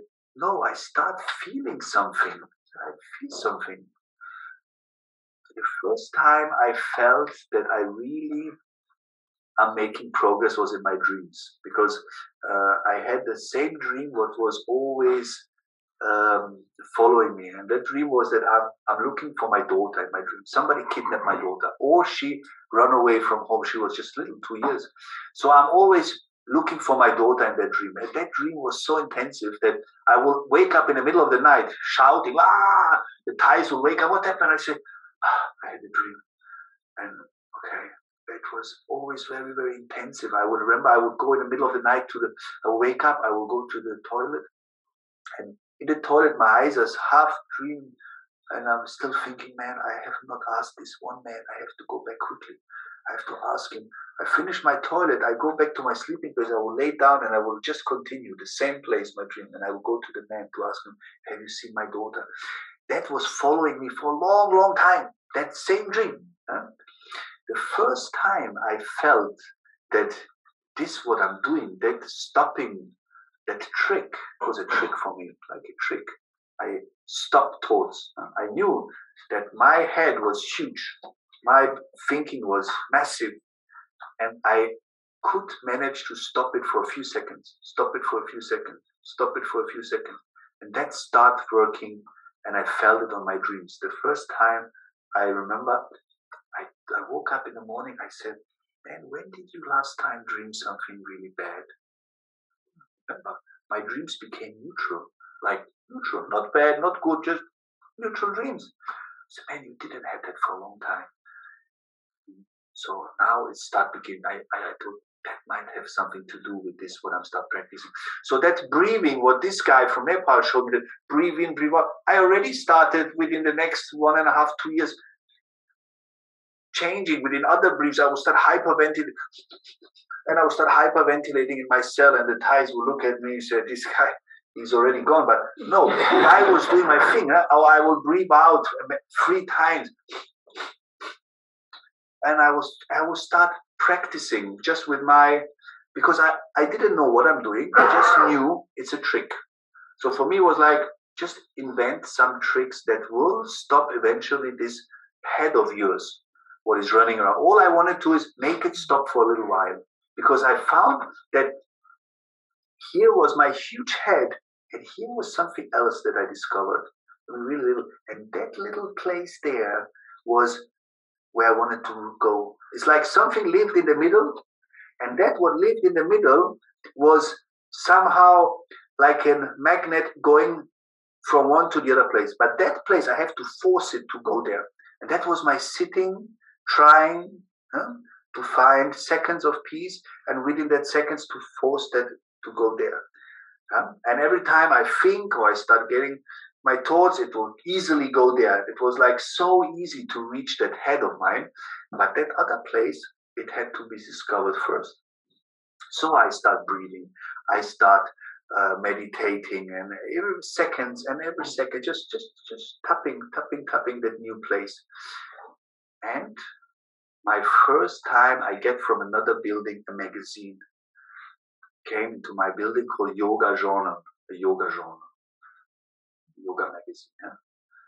So it came, and in this prison, you read any small piece of paper you find on the floor, you will pick it up and to read to see what it says. It's just so that yoga thingy came with a woman on top. The cover, she's doing some yoga position. I was like, okay, yoga, it's something for women. Why do we have a yoga in prison, the man prison? So I opened the thing and I started reading page for page, and I would finish the magazine. There was some positions there. I said, man, it sounds interesting, yoga. Let me try that. Next morning, I always had my routine. 4 o'clock, I wake up. The others will, my cell is 60 square meters. We are between 65 and 70 people together in that place. And I have my little thing where I sleep on the side. And on that thing, I do my meditation. I will be like this. So here will somebody sleep, and here somebody sleeping. I'm just like that. And I'm doing my breathing. That's my place. So now the first yoga came. So I remember, I said, I'm going to try that. The next morning, my first position was, how do you call that in English? I will be just sitting. In German, it's called eine Vorwärtsbeuge in German. I will be sitting like that and trying to reach my toes.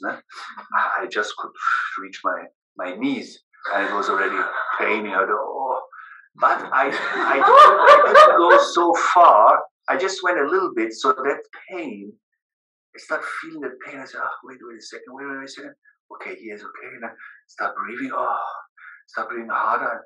I start realizing that this pain and this, just don't take too much. Just take it softly and breathe. And it's another trick. I found another trick. I didn't know yoga was something good for your body, for your joints, but I just had it as a trick that holds a few more seconds. So now the second thing was born. I said, my God, breathing, stretching, it will help me to reach more seconds. All I wanted to is, because I already was good at 5 seconds. I knew that I reach 5 seconds easily now. But now with yoga, I discovered, man, I could go 10 seconds. 10 seconds without one thought, without one information from my big head. And that was a big, big success. 10 seconds consciousness, 10 seconds sitting, looking around, 10 seconds taking from practicing with me into the world, into the normal life. So I could watch that these 10 seconds start transforming, not only by practicing, I could watch it, that others will come suddenly to me and telling me, man, white guy, you don't look like one of us. What's happening? You're always in a good mood and always cheer up. And the wardens as well, they will always invite me, come sit with us in the office. They will be watching the football, and the football betting is a big thing in the prison. So white guy, come. The doors was open everywhere for me because I was always cheerful. I didn't see it on myself. I didn't feel that I'm transforming. But others was to keep on telling me, man, you're looking differently. I start building muscles, even though I had no food. The food was so small, but suddenly I start saving energies. I wasn't wasting my energy on my big head anymore, and my muscles start growing. Like people look, oh my God, you're getting bigger. I start, when I was the head guy, I was by 80 kilos. I couldn't go further. Suddenly, I start saving energy. The life energy that I had every day for myself, I had every night when I went to bed.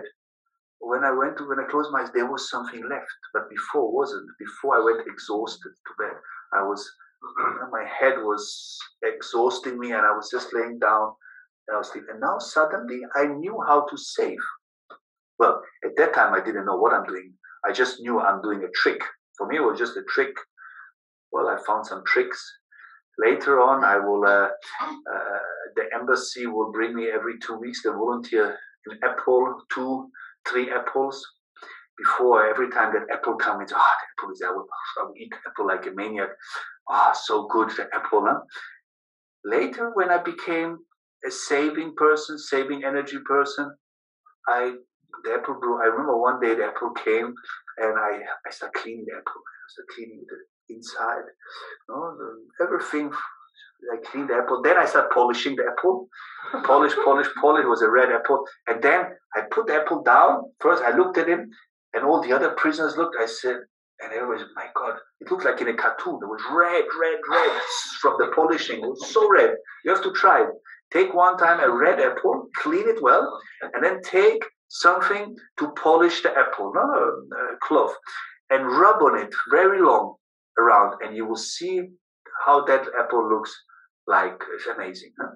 So then, after it looked so well, I took and I cut it off. I cut it in pieces, and I had a few pieces laid down in front of me. And the first time I took a piece, I put it in the mouth, I closed my eyes, and I started chewing.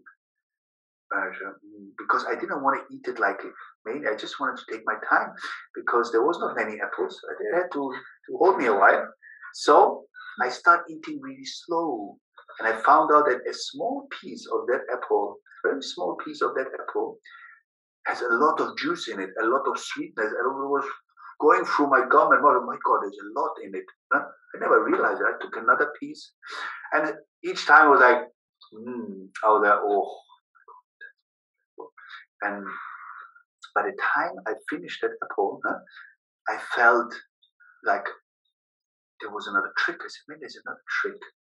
Remember when I first time realized that this apple is a trick, but actually, I must admit, it was a time where I eaten an apple first. I thought that could help me out. The day I did it consciously was in conscious practice. I wanted to find out, is that a help for me? And it was. I finished that apple within a half an hour, piece by piece, and it was like meditation. I was just sitting down there. All I had to do is put in the mouth and shrink slowly. And each drop of that juice, feel it, sense it, and see how much sweetness it brings with you. And oh my God, it was an amazing apple. And piece by piece, it was great. Another trick was born. And I can tell you, many of these tricks in the next years will be my practice. I will be sitting in my cell. I will be trying. I will be going outside. I was lucky to have something with a monk group from Canada. Thai monks live in Canada. The prison allowed me to do a 40 days meditation practice with them. And other things as well was born out. A style of consciously listening to someone without ears, listening with the whole being. There's another practice, consciously talking, not speaking with the mouth, but speaking first with the heart and then years later with the belly, speaking with your being. That when you say something, you say what you want to say.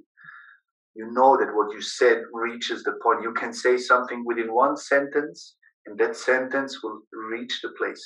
You don't need many words. It was all a practice. I will be practicing doing something help every day to someone? Is it washing dishes? Is it washing clothes? Is it giving a prayer to someone? Is it looking at someone and wishing him all the well? I was practicing absolute truth. Absolute truth means even not change the words in your advantage. Just say the absolute truth. So I don't mean not lie. I mean not lie and don't talk in your advantage. Yeah? It's a really difficult practice, but it's possible. It's possible, and it's scary because in the beginning you will be believing, how can I say the truth? It will, because the truth, you know what is the absolute truth. And at that point, you are scared to say it because you don't know how it will end up. I can only tell you one thing: it always ends up great. Huge surprises in a beautiful way comes your way if you know the truth at that time, at that point, and say the truth. No? So there's many of these things what are obviously a lot better explained. I know I sound a lot of promoting my book, but in the end, it's just to know that we can't be saying now all these things. Will take us the whole night still. No? So, but what I discovered at that point was that meditation for me was the beginning from scratch. 5-second meditation. What I'm teaching today is 10 days, 10 practices, 10 seconds. That's what I'm giving away since I came out. I have formed my practice that what I learned in jail. I already written down my first seminar in jail. I already knew I'm going to write a book. I already knew all these things. But my first retreat, I wrote down in my cell how it's going to look like. That practice must be remembered. This. That practice. I all wrote it down, send it out. And that's basically nearly everything what I'm doing right now. Only that since I came out, I've been, I graduated as a yoga teacher. I graduated as a yoga therapist, and I graduated as a fitness coach. So it helped me to smoothen it up a little bit more, to know a bit more about the human anatomy and all these things. No? But basically, it's still the same what I've learned in prison. No? To bring people to, first of all, show them that 5 seconds consciousness is a big gift. 5 seconds of consciousness, but of a stable consciousness. No? 5 seconds, stable, to be able to use that 5 seconds whenever you want to say, okay, let me sit down, let me have a rest 5 seconds, take a good breath. Huh? To show them that 5 seconds is not so easy as we might think. Then to show them the tricks, how 5 seconds is capable for you to reach. And from 5 seconds, finally to reach 10 seconds. And 10 seconds of pure consciousness is highly transformative for me, at least. And in that 2 years, what I came out, I have brought many people onto that way. And I can tell you, it's working. It's not something what is only for me. It's working. In my last year of jail, in my 8th year, I started a yoga class. And you can imagine, it was that jail was only for drug addicts and drug gangs. These people, they have a really hard life outside. They are not wanted on the streets of Bangkok anymore. They've been put there into this place to stay there. The public didn't want that kind of people. So it was a kind of madhouse. My building 7 was a great building in the end. That when I left jail, when finally I got a pardon of the king, of the new king of Thailand, when I finally got an amnesty, I will be released after 8 years and 2 months. That the people of my building was worried, what's going to happen when you go? You did a lot of things here. But thanks God and his protection towards this building, that even after I left, good people took over, people who was with me for many years. And I was a preacher in church. We had a church. I was preaching the word of God every 2 weeks. And the guy who took over the church, a great friend of mine, did marvelous work in this building to keep that building stable. Yeah?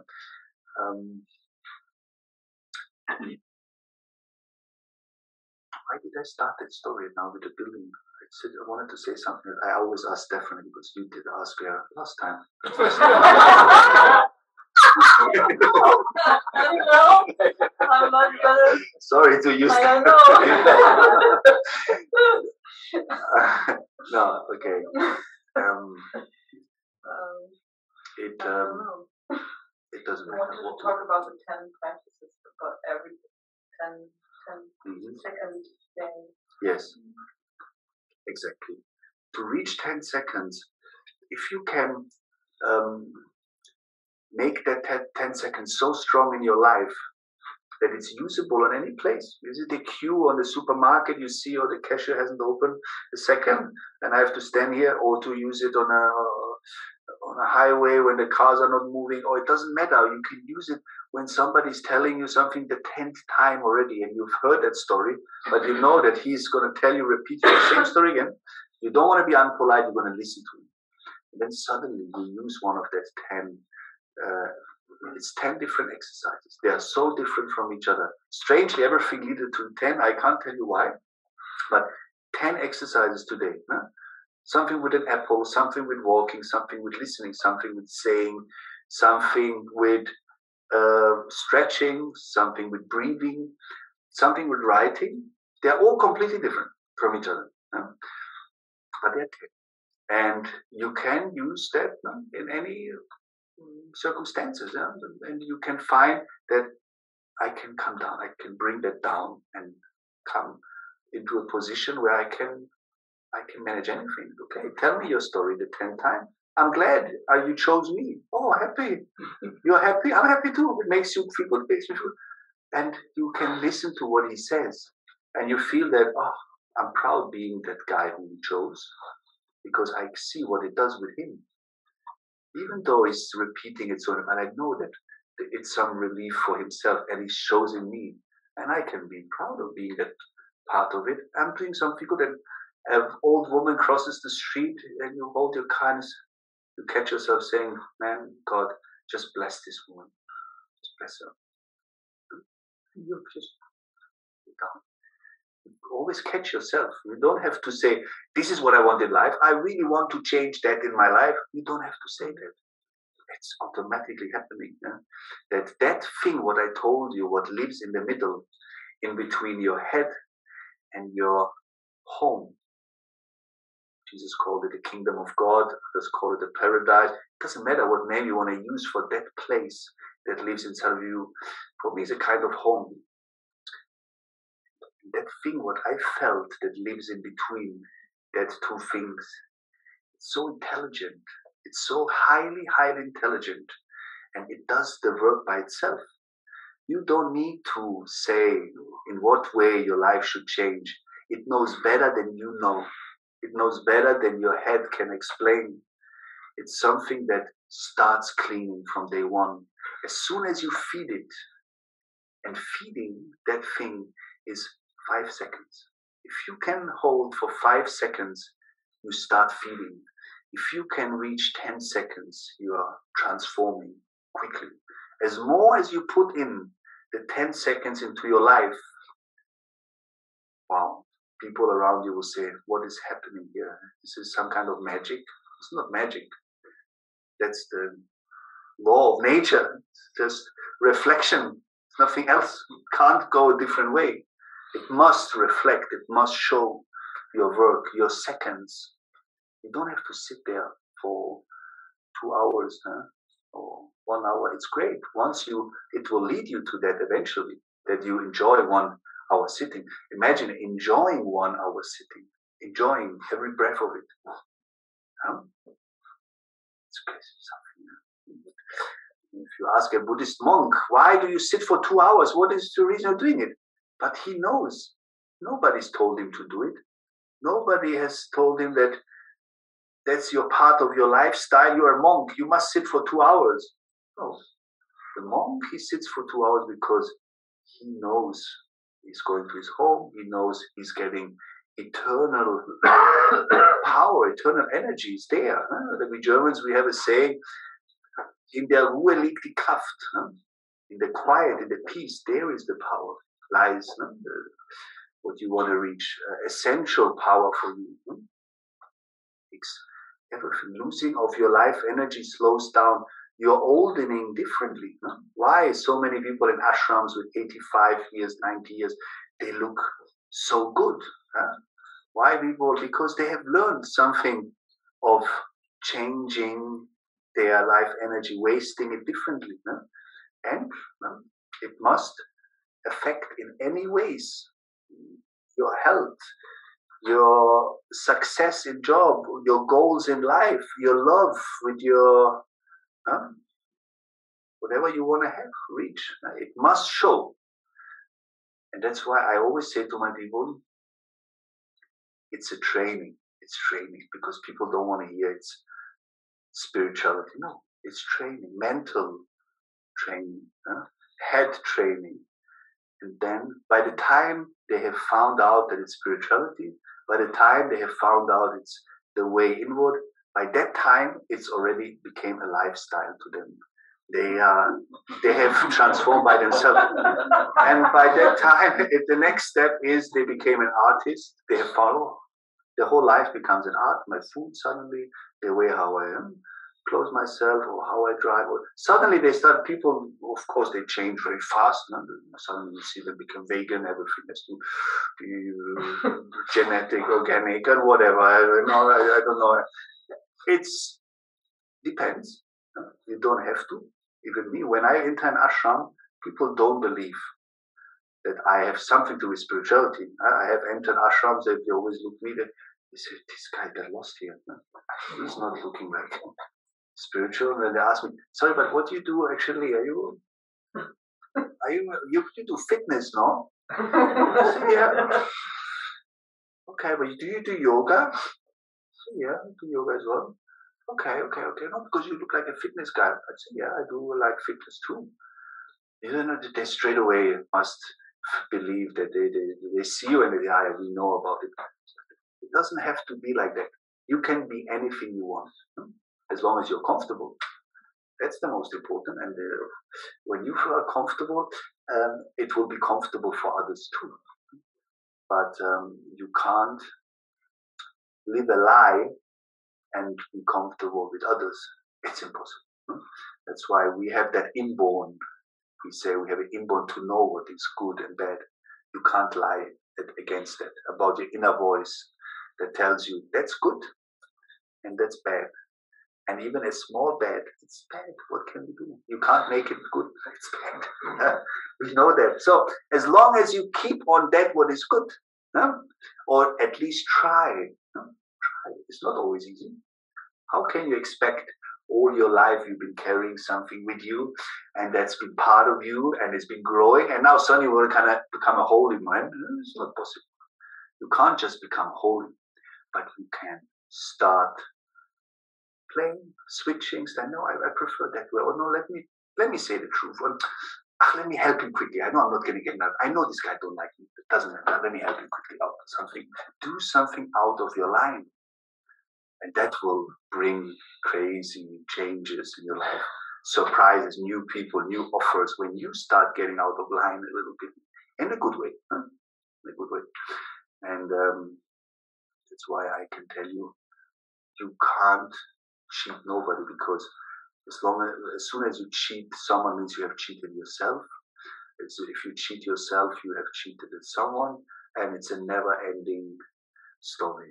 But you can't expect to have a switch and then suddenly you are a new person. It's not meant to be like that. It's meant to be for us to use that lifetime to practice, to learn till the last breath. That's how it's meant to be. So that's why in the Bible we have the devil. No? He's always trying to pull us in one side. But it's something what happens. No? It will always happen. It will always be with you. Always a part. You have to accept it.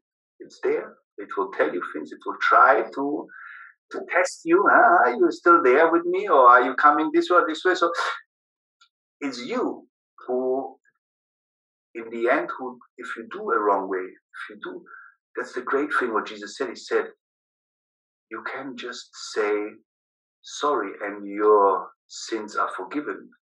because it is very human. We can be misled, and we can, even in our thoughts. An old woman passes the street, you always say, come on, grannies, move on, I have to go. The next moment you will say, what did I say? Happened to me. I came out of jail. A friend of mine does, how you will translate, Tatortreinigung. Queen's crime scenes. Yes. Who said it? Crime scenes. Very good. Cleaner. Cleaners for crime scenes, yeah? So my friend does that. He's very Yemeni. Cleaner, like cleaning up the bodies and stuff. The bodies will be taken away before the dead bodies. What we did, we come and clean the mess. Okay. Around. So it's a good paid job. So I went with him sometimes 7 in the morning till 7 in the evening. You have to finish the project. It's been given some certain time, and I will be working 2 months. And suddenly I have a daily practice. My daily practice goes between half an hour and an hour. Depends. 1 hour is an intensive practice I do mostly. But if I really don't have time, I can. My inner sun, my inner smile, I can grab within 15 minutes on good days. It's my then I'm going out, or within days. Well, let's say yesterday happened something, then I take a little bit more time. Let's say in half an hour. But at that time, these 2 months, I stopped practicing. One point it was 7 in the morning and come on, and suddenly one day I will forget it. The next day I do it tomorrow, and my first time in years I will not practice. And I remember one day I'm driving with a car to another town here, and a guy in front of me brakes somewhere. I brake. I said, "What are you doing, you idiot?" When we're alone in the car, huh? "What are you doing, you idiot?" And in that moment I realized, what did I say? I was like, what did I just said? I knew that something is happening. It's going back, going the other way again. So it started leaving me. My conscience and everything what I did is going again the other way. It doesn't mean that you will stay like that forever. It's a daily feeding. Like I said, that in the middle, what lives between your head, or at least that's the way how I felt it, and my home, that in the middle, what does the visits? Start changing again. It's the picture that the inner voice start telling different things. So I said to my friend that evening, I told him that I'm not coming anymore to work. He was like, how can you do this? I said, I'm sorry, but I can't do it anymore because he wouldn't even understand. I just stopped and I went back to my practice. And of course, it's like a blind. That thing in the middle is like a blind man. He knows.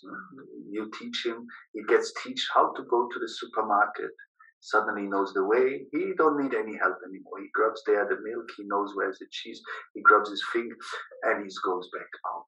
And that's the thing in the middle. He knows exactly how to go back to that inner place. All you have to do is feed it, show it to him with quiet consciousness. 5 seconds, 10 seconds. And of course, if you sit down and you do your half an hour, 45, 50 minutes meditation, 1 hour meditation, that's huge, massive help you're giving it.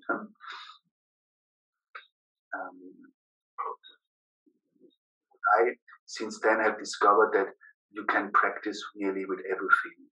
I can look at you for 10 seconds without any problem now, and 10 seconds I will just look at you, and it's great. I know it's fantastic. And it's everywhere around you. Anything can be.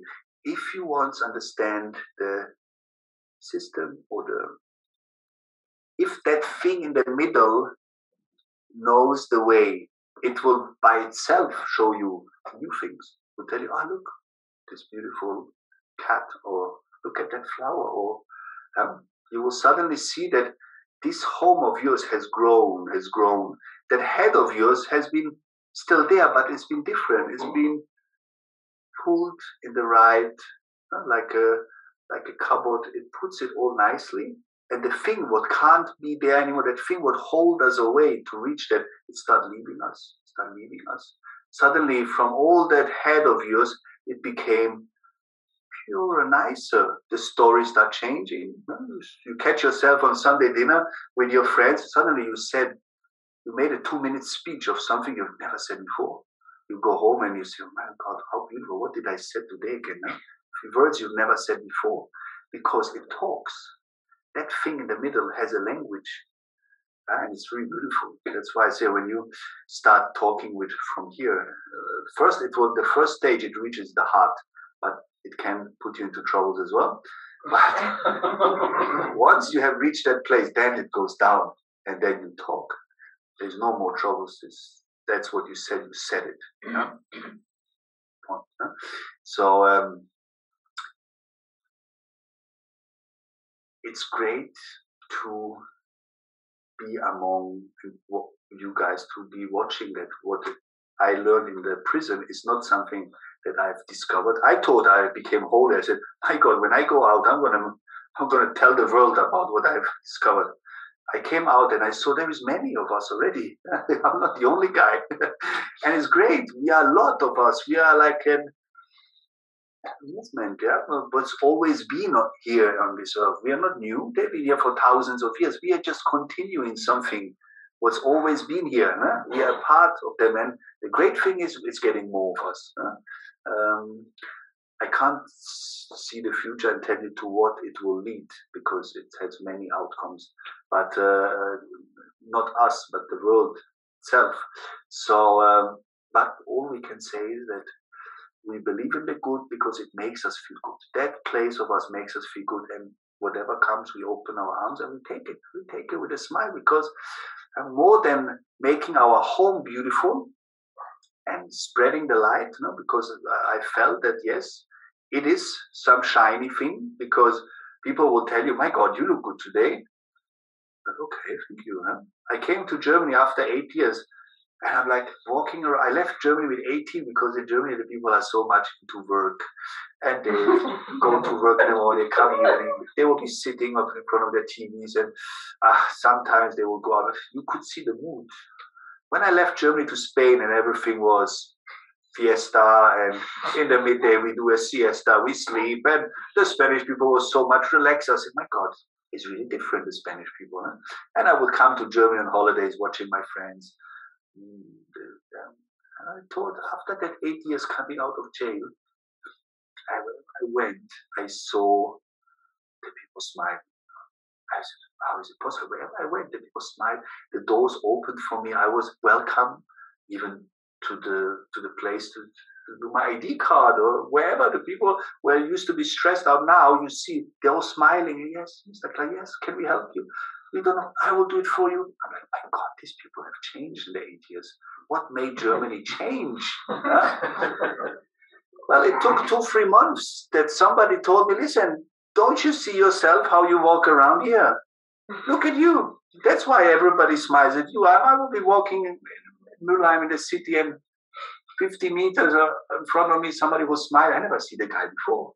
He will smile at me. I'll come closer, and he will look at me and say, hello. I said, hello, hi. I don't know what's going on. It took me time to find out that it was me. It was just myself walking around in such a mood or whatever, light shining, that people could not react differently. And that's why I always believe that it is a light. It is, in German we say die Ausstrahlung. Die Ausstrahlung. How do you say that in? Radiance? Radiance?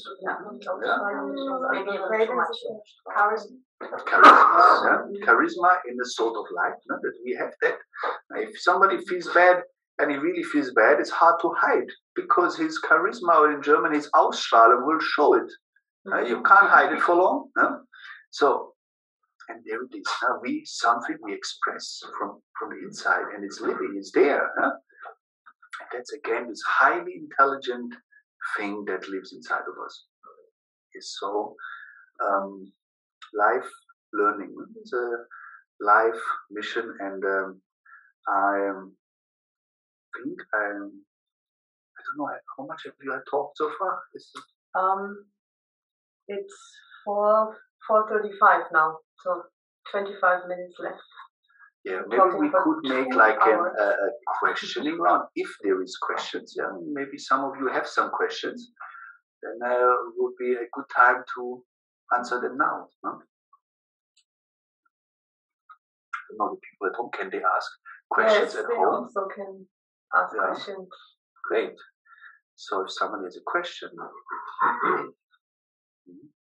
and you can ask any question. I don't think, oh my God, can I ask that? No, you can ask any question.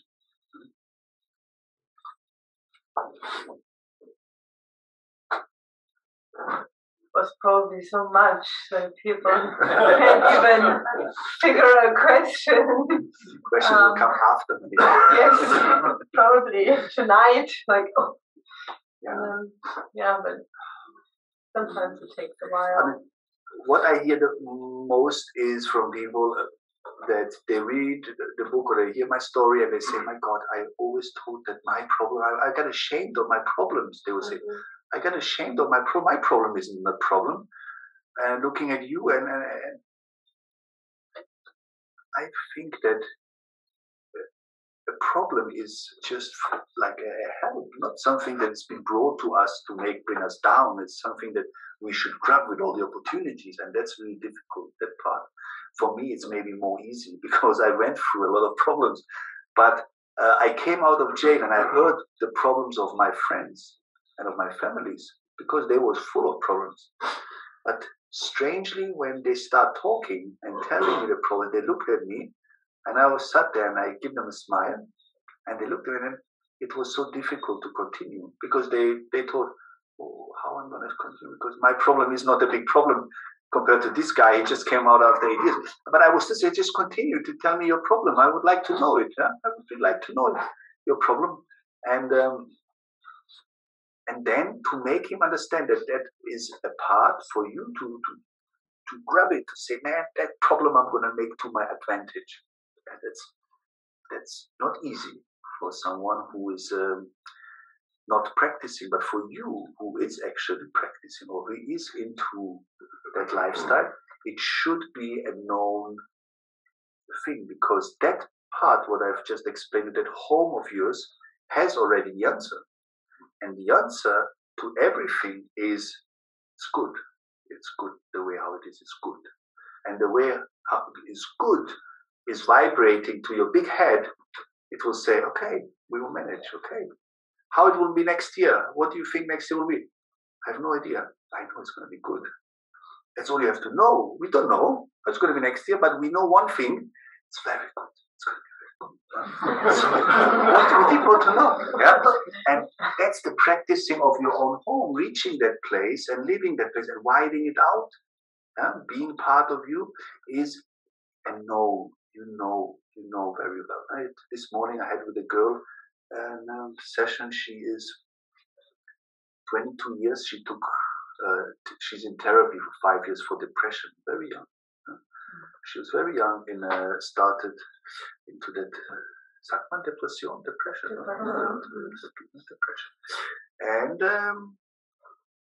we had that class, and she was in tears within seconds. Mother, father, she was in the middle, the other group in the back. She was right in front of me, and I haven't started the first practice second, and the tears are flowing. And I said, okay, she brings something really massive with her. I mean, so when the thing was finished, I sent them. I said, can you stay? I wanted to talk to you. And then she explained me that she's in therapy for 5 years, and I told her that you and me are very the same. You're very alike. And she read my book. I said, do you know about me? She said, yeah, I know. I read your book. I said, you and me are so similar because our soul was going one way and missing something, and that now we are search on that path. You're in the middle of that search where I've been. I've done the same like you. I went through a lot, no? And just to reach that place, no? So we've been sent. We are on a mission. We are on a way. I'm so glad that you've been crying your eyes out today. It's fantastic. She looked and said, that is real progress. You crying out, that's what you're washing yourself. Just wash your eyes with it. Let it all out. Huh? Because very soon it's going to be just history. You're going to be reaching exactly that what you've been looking for. Huh? So it's like He's like a smoker. When I tell him, do you want to stop? He said, yeah, I want to stop to smoke. I said, hey, you're going to stop. 100%, you will stop. You're not going to smoke forever. You know that. Yeah, I know. So enjoy it. Just smoke another 2-3 pack. You know already you're going to stop. Why are you not enjoying it? Just enjoy it. Why are you making yourself crazy about it? You know you will stop. Yes, I know. So smile. Isn't that great? And I hope today I gave her that little thing with her when I told her, your life is going to be so great. You know that. Yeah? You know that. It's just that you're passing through now that you reach that point. That's your way. My way was your way.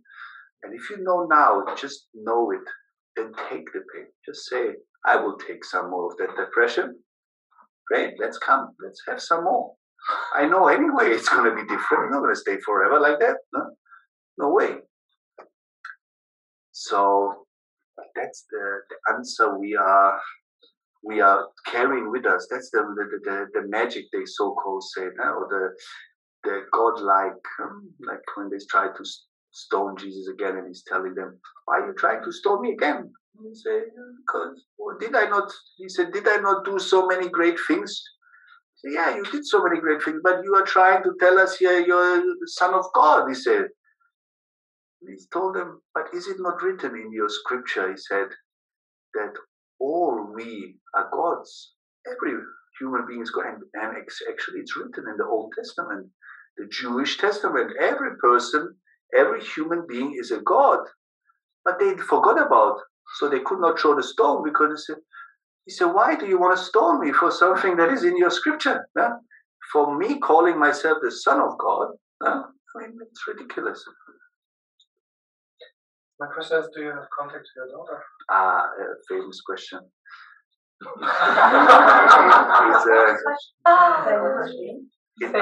I must explain why it's a famous question, because I've been a documentary about my life has been coming out in where my parents come from, the Balkan country of Serbia, Croatia, Bosnia, and since the second part came out last Thursday, my social media exploded. I had 4,000 followers, and nearly everybody sent me a message, and I had done the mistake saying on live camera, just write me, I will answer every message. And then, so I'm now left by, every day I answer like 100 plus messages. Plus, I mean, the first days was 200 and something messages. It was always the same thing, but sometimes there is something interesting where I put some more time into it. But that question is always, nearly every second question, what happened to it? Because the documentary doesn't say it. So my daughter lives in Australia. I just had a couple of hours, I spoke with her. She's 13 years old now, 13. And my ex, she married with an Australian man, and therefore they moved down there to Australia. So we are in contact. But we have not managed as well because of Corona and because of difficulties of her stepdad. He's making it difficult a bit. He's a bit against me, and I actually don't want him to know that I'm so close back with my daughter, because I don't want to break the peace in this household. He's actually a good man, not a bad guy. So he just has a belief that I'm bad. Huh? But so I said, come on, we're just going to talk.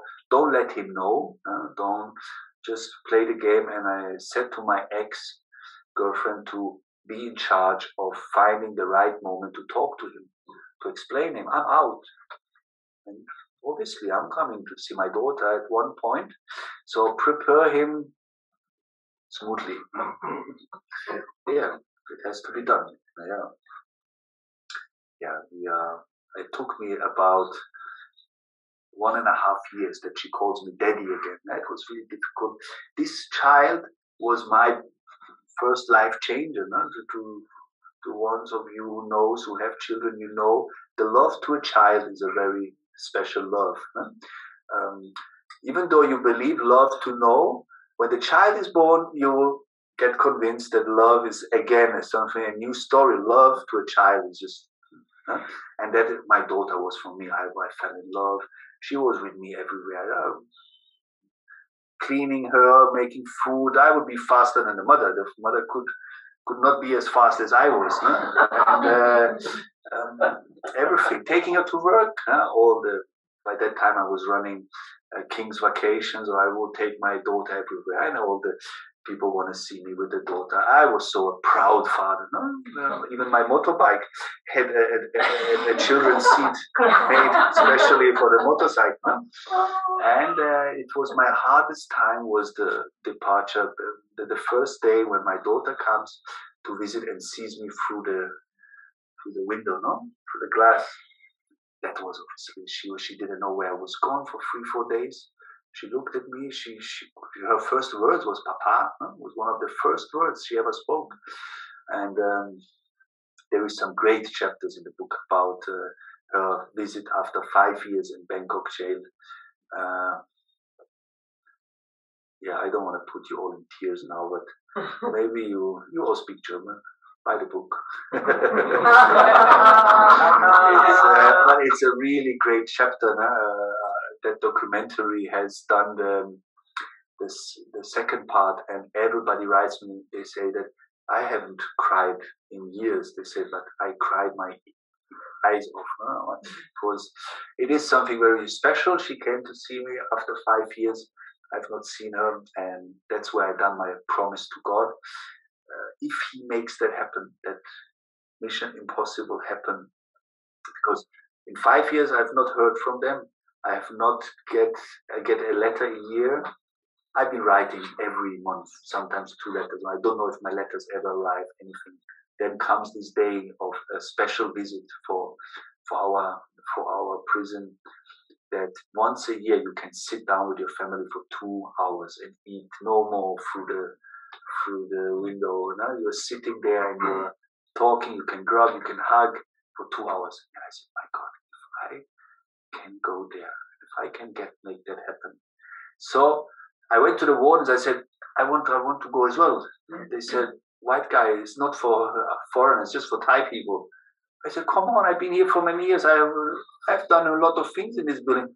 I want to go there. I said, white guy is not for you. It's just for Thai people.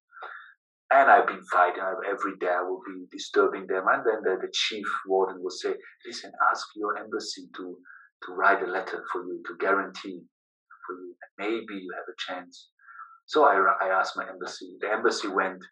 You see, I'm telling you the story, right? So the letter came and the warden said, yeah, you can go. We allowed you to go. So who are you going to visit? I said, I have no idea. Wait, I have to write a letter. So I wrote a letter to my ex. I remember, dear Anna, please, that and that is happening in my building. I need you to come. I need to bring my daughter. I haven't seen you guys for 5 years. If you come, by that time I still had like 7 years in front of me. I did not know that I'm going to go before. So I said, if you come, it will be charging. I will recharge my battery. I will make that 7 years with a smile. Just come. I know that your husband doesn't allow it, but somehow make it happen. I closed that letter. I put it behind in the bars, sat down. I took again the letter, bring it in front of me, and I start praying. Dear God, without you, these things are not possible. You are the miraculous God. You are the God who make impossible things possible. And only with you, this thing can happen. With my own power, I don't even know if this letter will ever reach, but with your power, everything is possible. So I must say, by that time, we already had that place where I had my book storage. We had changed it into a small church as well. Every Sunday, we will be sitting there, the Nigerians. The Nigerians was pretty good. They was real Orthodox Christians for them. Without Jesus, there is no life, and everything else is devil. But they was really hardcore, and I enjoyed their sitting Sunday. They had a preacher, a prisoner who will be preaching now, and there we have the plastic buckets. They will be really good in making sound, and we had from churches outside sent Bibles and hymns, singing. We know a lot of songs suddenly. They knew already from their country a lot of songs. So we've been with a plastic bottle, hitting the wall with a plastic bucket. It was amazing. Even the Thais, they would all stand behind the bars and looking at us. And they will be making jokes outside. Yesu, Yesu, Jesus, Yesu, Yesu. But we don't care. We had a great time every Sunday. I will be just sitting there and singing with them and clapping. And on that day, I prayed to God. I said, God, make it happen. Whatever you want from me, whatever you ask, I will make it for you. I will do it for you. And then in the next moment, I don't even know what can I do? What can I do? What can I do to God? And then the idea came. I said, I'm going to become a preacher. I'm going to preach the word of God myself. And I had a Bible ready. I started smiling. I said, yeah, I'm going to be a preacher. I had this letter still in my hand. I put away the letter, and I know in that moment they're going to come. That very same moment, I knew they're going to come just because of the idea I'm going to become a preacher. So what I took a piece of paper and started writing down my first sermon. It was, my first sermon was that all we belong to one God, because I wanted to show the Nigerians that what you are preaching is wrong. I wanted to tell them, because they was always show with a finger to the Buddhists, to the Thai, look at them, you see how they behave. They are not belong to God and only through Jesus Christ, and they will be shouting and screaming, and the Muslims and all of them, that is all. So I made my sermon ready, and it was a big sermon, because the preacher has to preach for 1 hour. You can't preach there for 10 minutes and go. When you preach there in the church for 1 solid hour, you preach. Wow. So I prepared very well. I did God my promise, and I finished after 3-4 days my sermon on paper, and I knew they're gonna come. I had no idea. I had no letters, no nothing. Sitting down there, and I'm telling my friends, my family is coming to visit me. They say, "Oh, you get the news?" I said, "No, they don't get the news, but they're coming." Okay. But I was sure. I was so sure. Yeah. So the day comes with 100 names that are allowed to go. 100 names is a paper. They put that paper on the board. All the Thais are running to the board. I'm running. I know how to read Thai. I'm looking for my name. Looking down the 100 names, and there was nowhere my name written down. I was like, how can it be? I was so sure they're gonna come. I said, man, maybe she didn't get the letter. Something happened. She must have not got the letter. Maybe the husband catch the letter. I was disappointed because something in myself said, you're going sure. I don't know what it was, but it was so sure that I'm going, and now I'm not going. So for a visit. For that special day visit, yeah. So it's once a year, that visit. We are going to sit with your family on your table in the garden. Once a year they allow that kind of visit. So I remember it was a Sunday, sitting in church, they're preaching, they're dancing, I'm clapping as well. And suddenly you hear my name loud on the speakers. Maxim Klazaric, come to the main gate. And it's a Sunday. They never call on a Sunday unless it's some trouble. Like, something happened. What happened? Everybody looked at me. But they call you and I say, yeah, I know. I go to the front gate and there is a warden standing with a board holding. He's looking at me. I never saw that warden before. He's not from my country. He said, you white guy, Maxim Klazaric? I said, yes. He said, come inside with a very serious face. Some trouble is there. Sits down. He says, sit on the floor. We always have to sit on the floor, no? And they are sitting in the chair. They look at you and say, and he said, who is Anna and her family name? I said, that's my ex-girlfriend. He said, who is Mirjana? I said, that's my daughter. I felt something happen. He says, I'm feeling really bad about it. And he looked at me and said, we have here an apply for the special visit. He said, but you are foreigner. I said, this is not for foreigner. I looked at him and said, I don't know, sorry. I asked my embassy. He said, I know. There is already 100 people, he said, 100 people registered. Okay, maybe somebody gets sick or maybe somebody don't come. Yeah, he said, no. He looks at me, he said, But they always do like that, the title. They must make it dramatic drama. He says, you know, white guy, I heard about you. Do you want to see them? I said, yeah, I want to see them. He said, okay, I will make it happen for you. Yeah?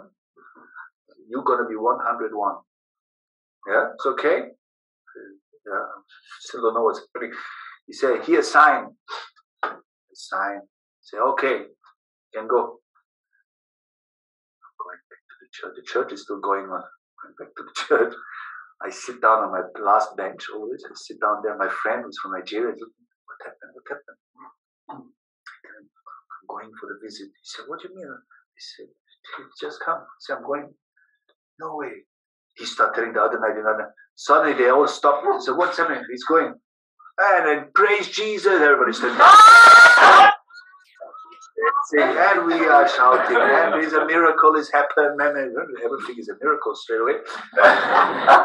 It was somehow, call it a miracle. Or that sign, what told me then, they are coming. It was still alive. I just stopped at some point believing in it. But it growed already. It already was alive. Then I made it happen. Huh? There's no way that they're not coming. Just it made me go through all that hard times, but it came. But now, what's happening? The story is not finished yet. So the day of that special visit is coming. And I'm still feeling, hopefully they're going to come. And we are all we 100, from us 850, we all have been prepared. The number has been put here with a marker. We are standing in line.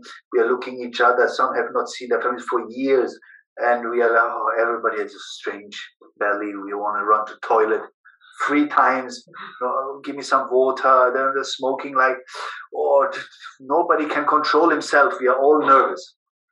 Coming to this garden where they prepare in a complete different place of our building, we have to pass a few stations where they search us and search us and search us. They're all scared that we are carrying something. It's their first time. So we reach that garden, and there's tables everywhere with the family sitting on tables. So I'm the last of that line, that row, and the first one runs, second, third. They're all going, finding their families. And in the end, I came. And I'm looking, and nowhere, nobody to see me. I'm looking around. I can't see no one, nobody. I said, no, they didn't make it. He didn't allow them to go. And I just turned, and it was just like that. I just turned, and because I was the last one, 101 was my number. I looked in the corner, in the last table of this garden, the very, very last, small blonde girl sitting on the table and waving with her hands. And I look, and I see it's her, no? I said, my God, it's her. And I said to myself, I'm going to be strong. And I said, it's her. And I looked at her mother. Yeah, it's my ex. Is them, and she's waving. I've not seen her 5 years. She has grown. Yeah? She was by then 7, 8 years old. 8 years old.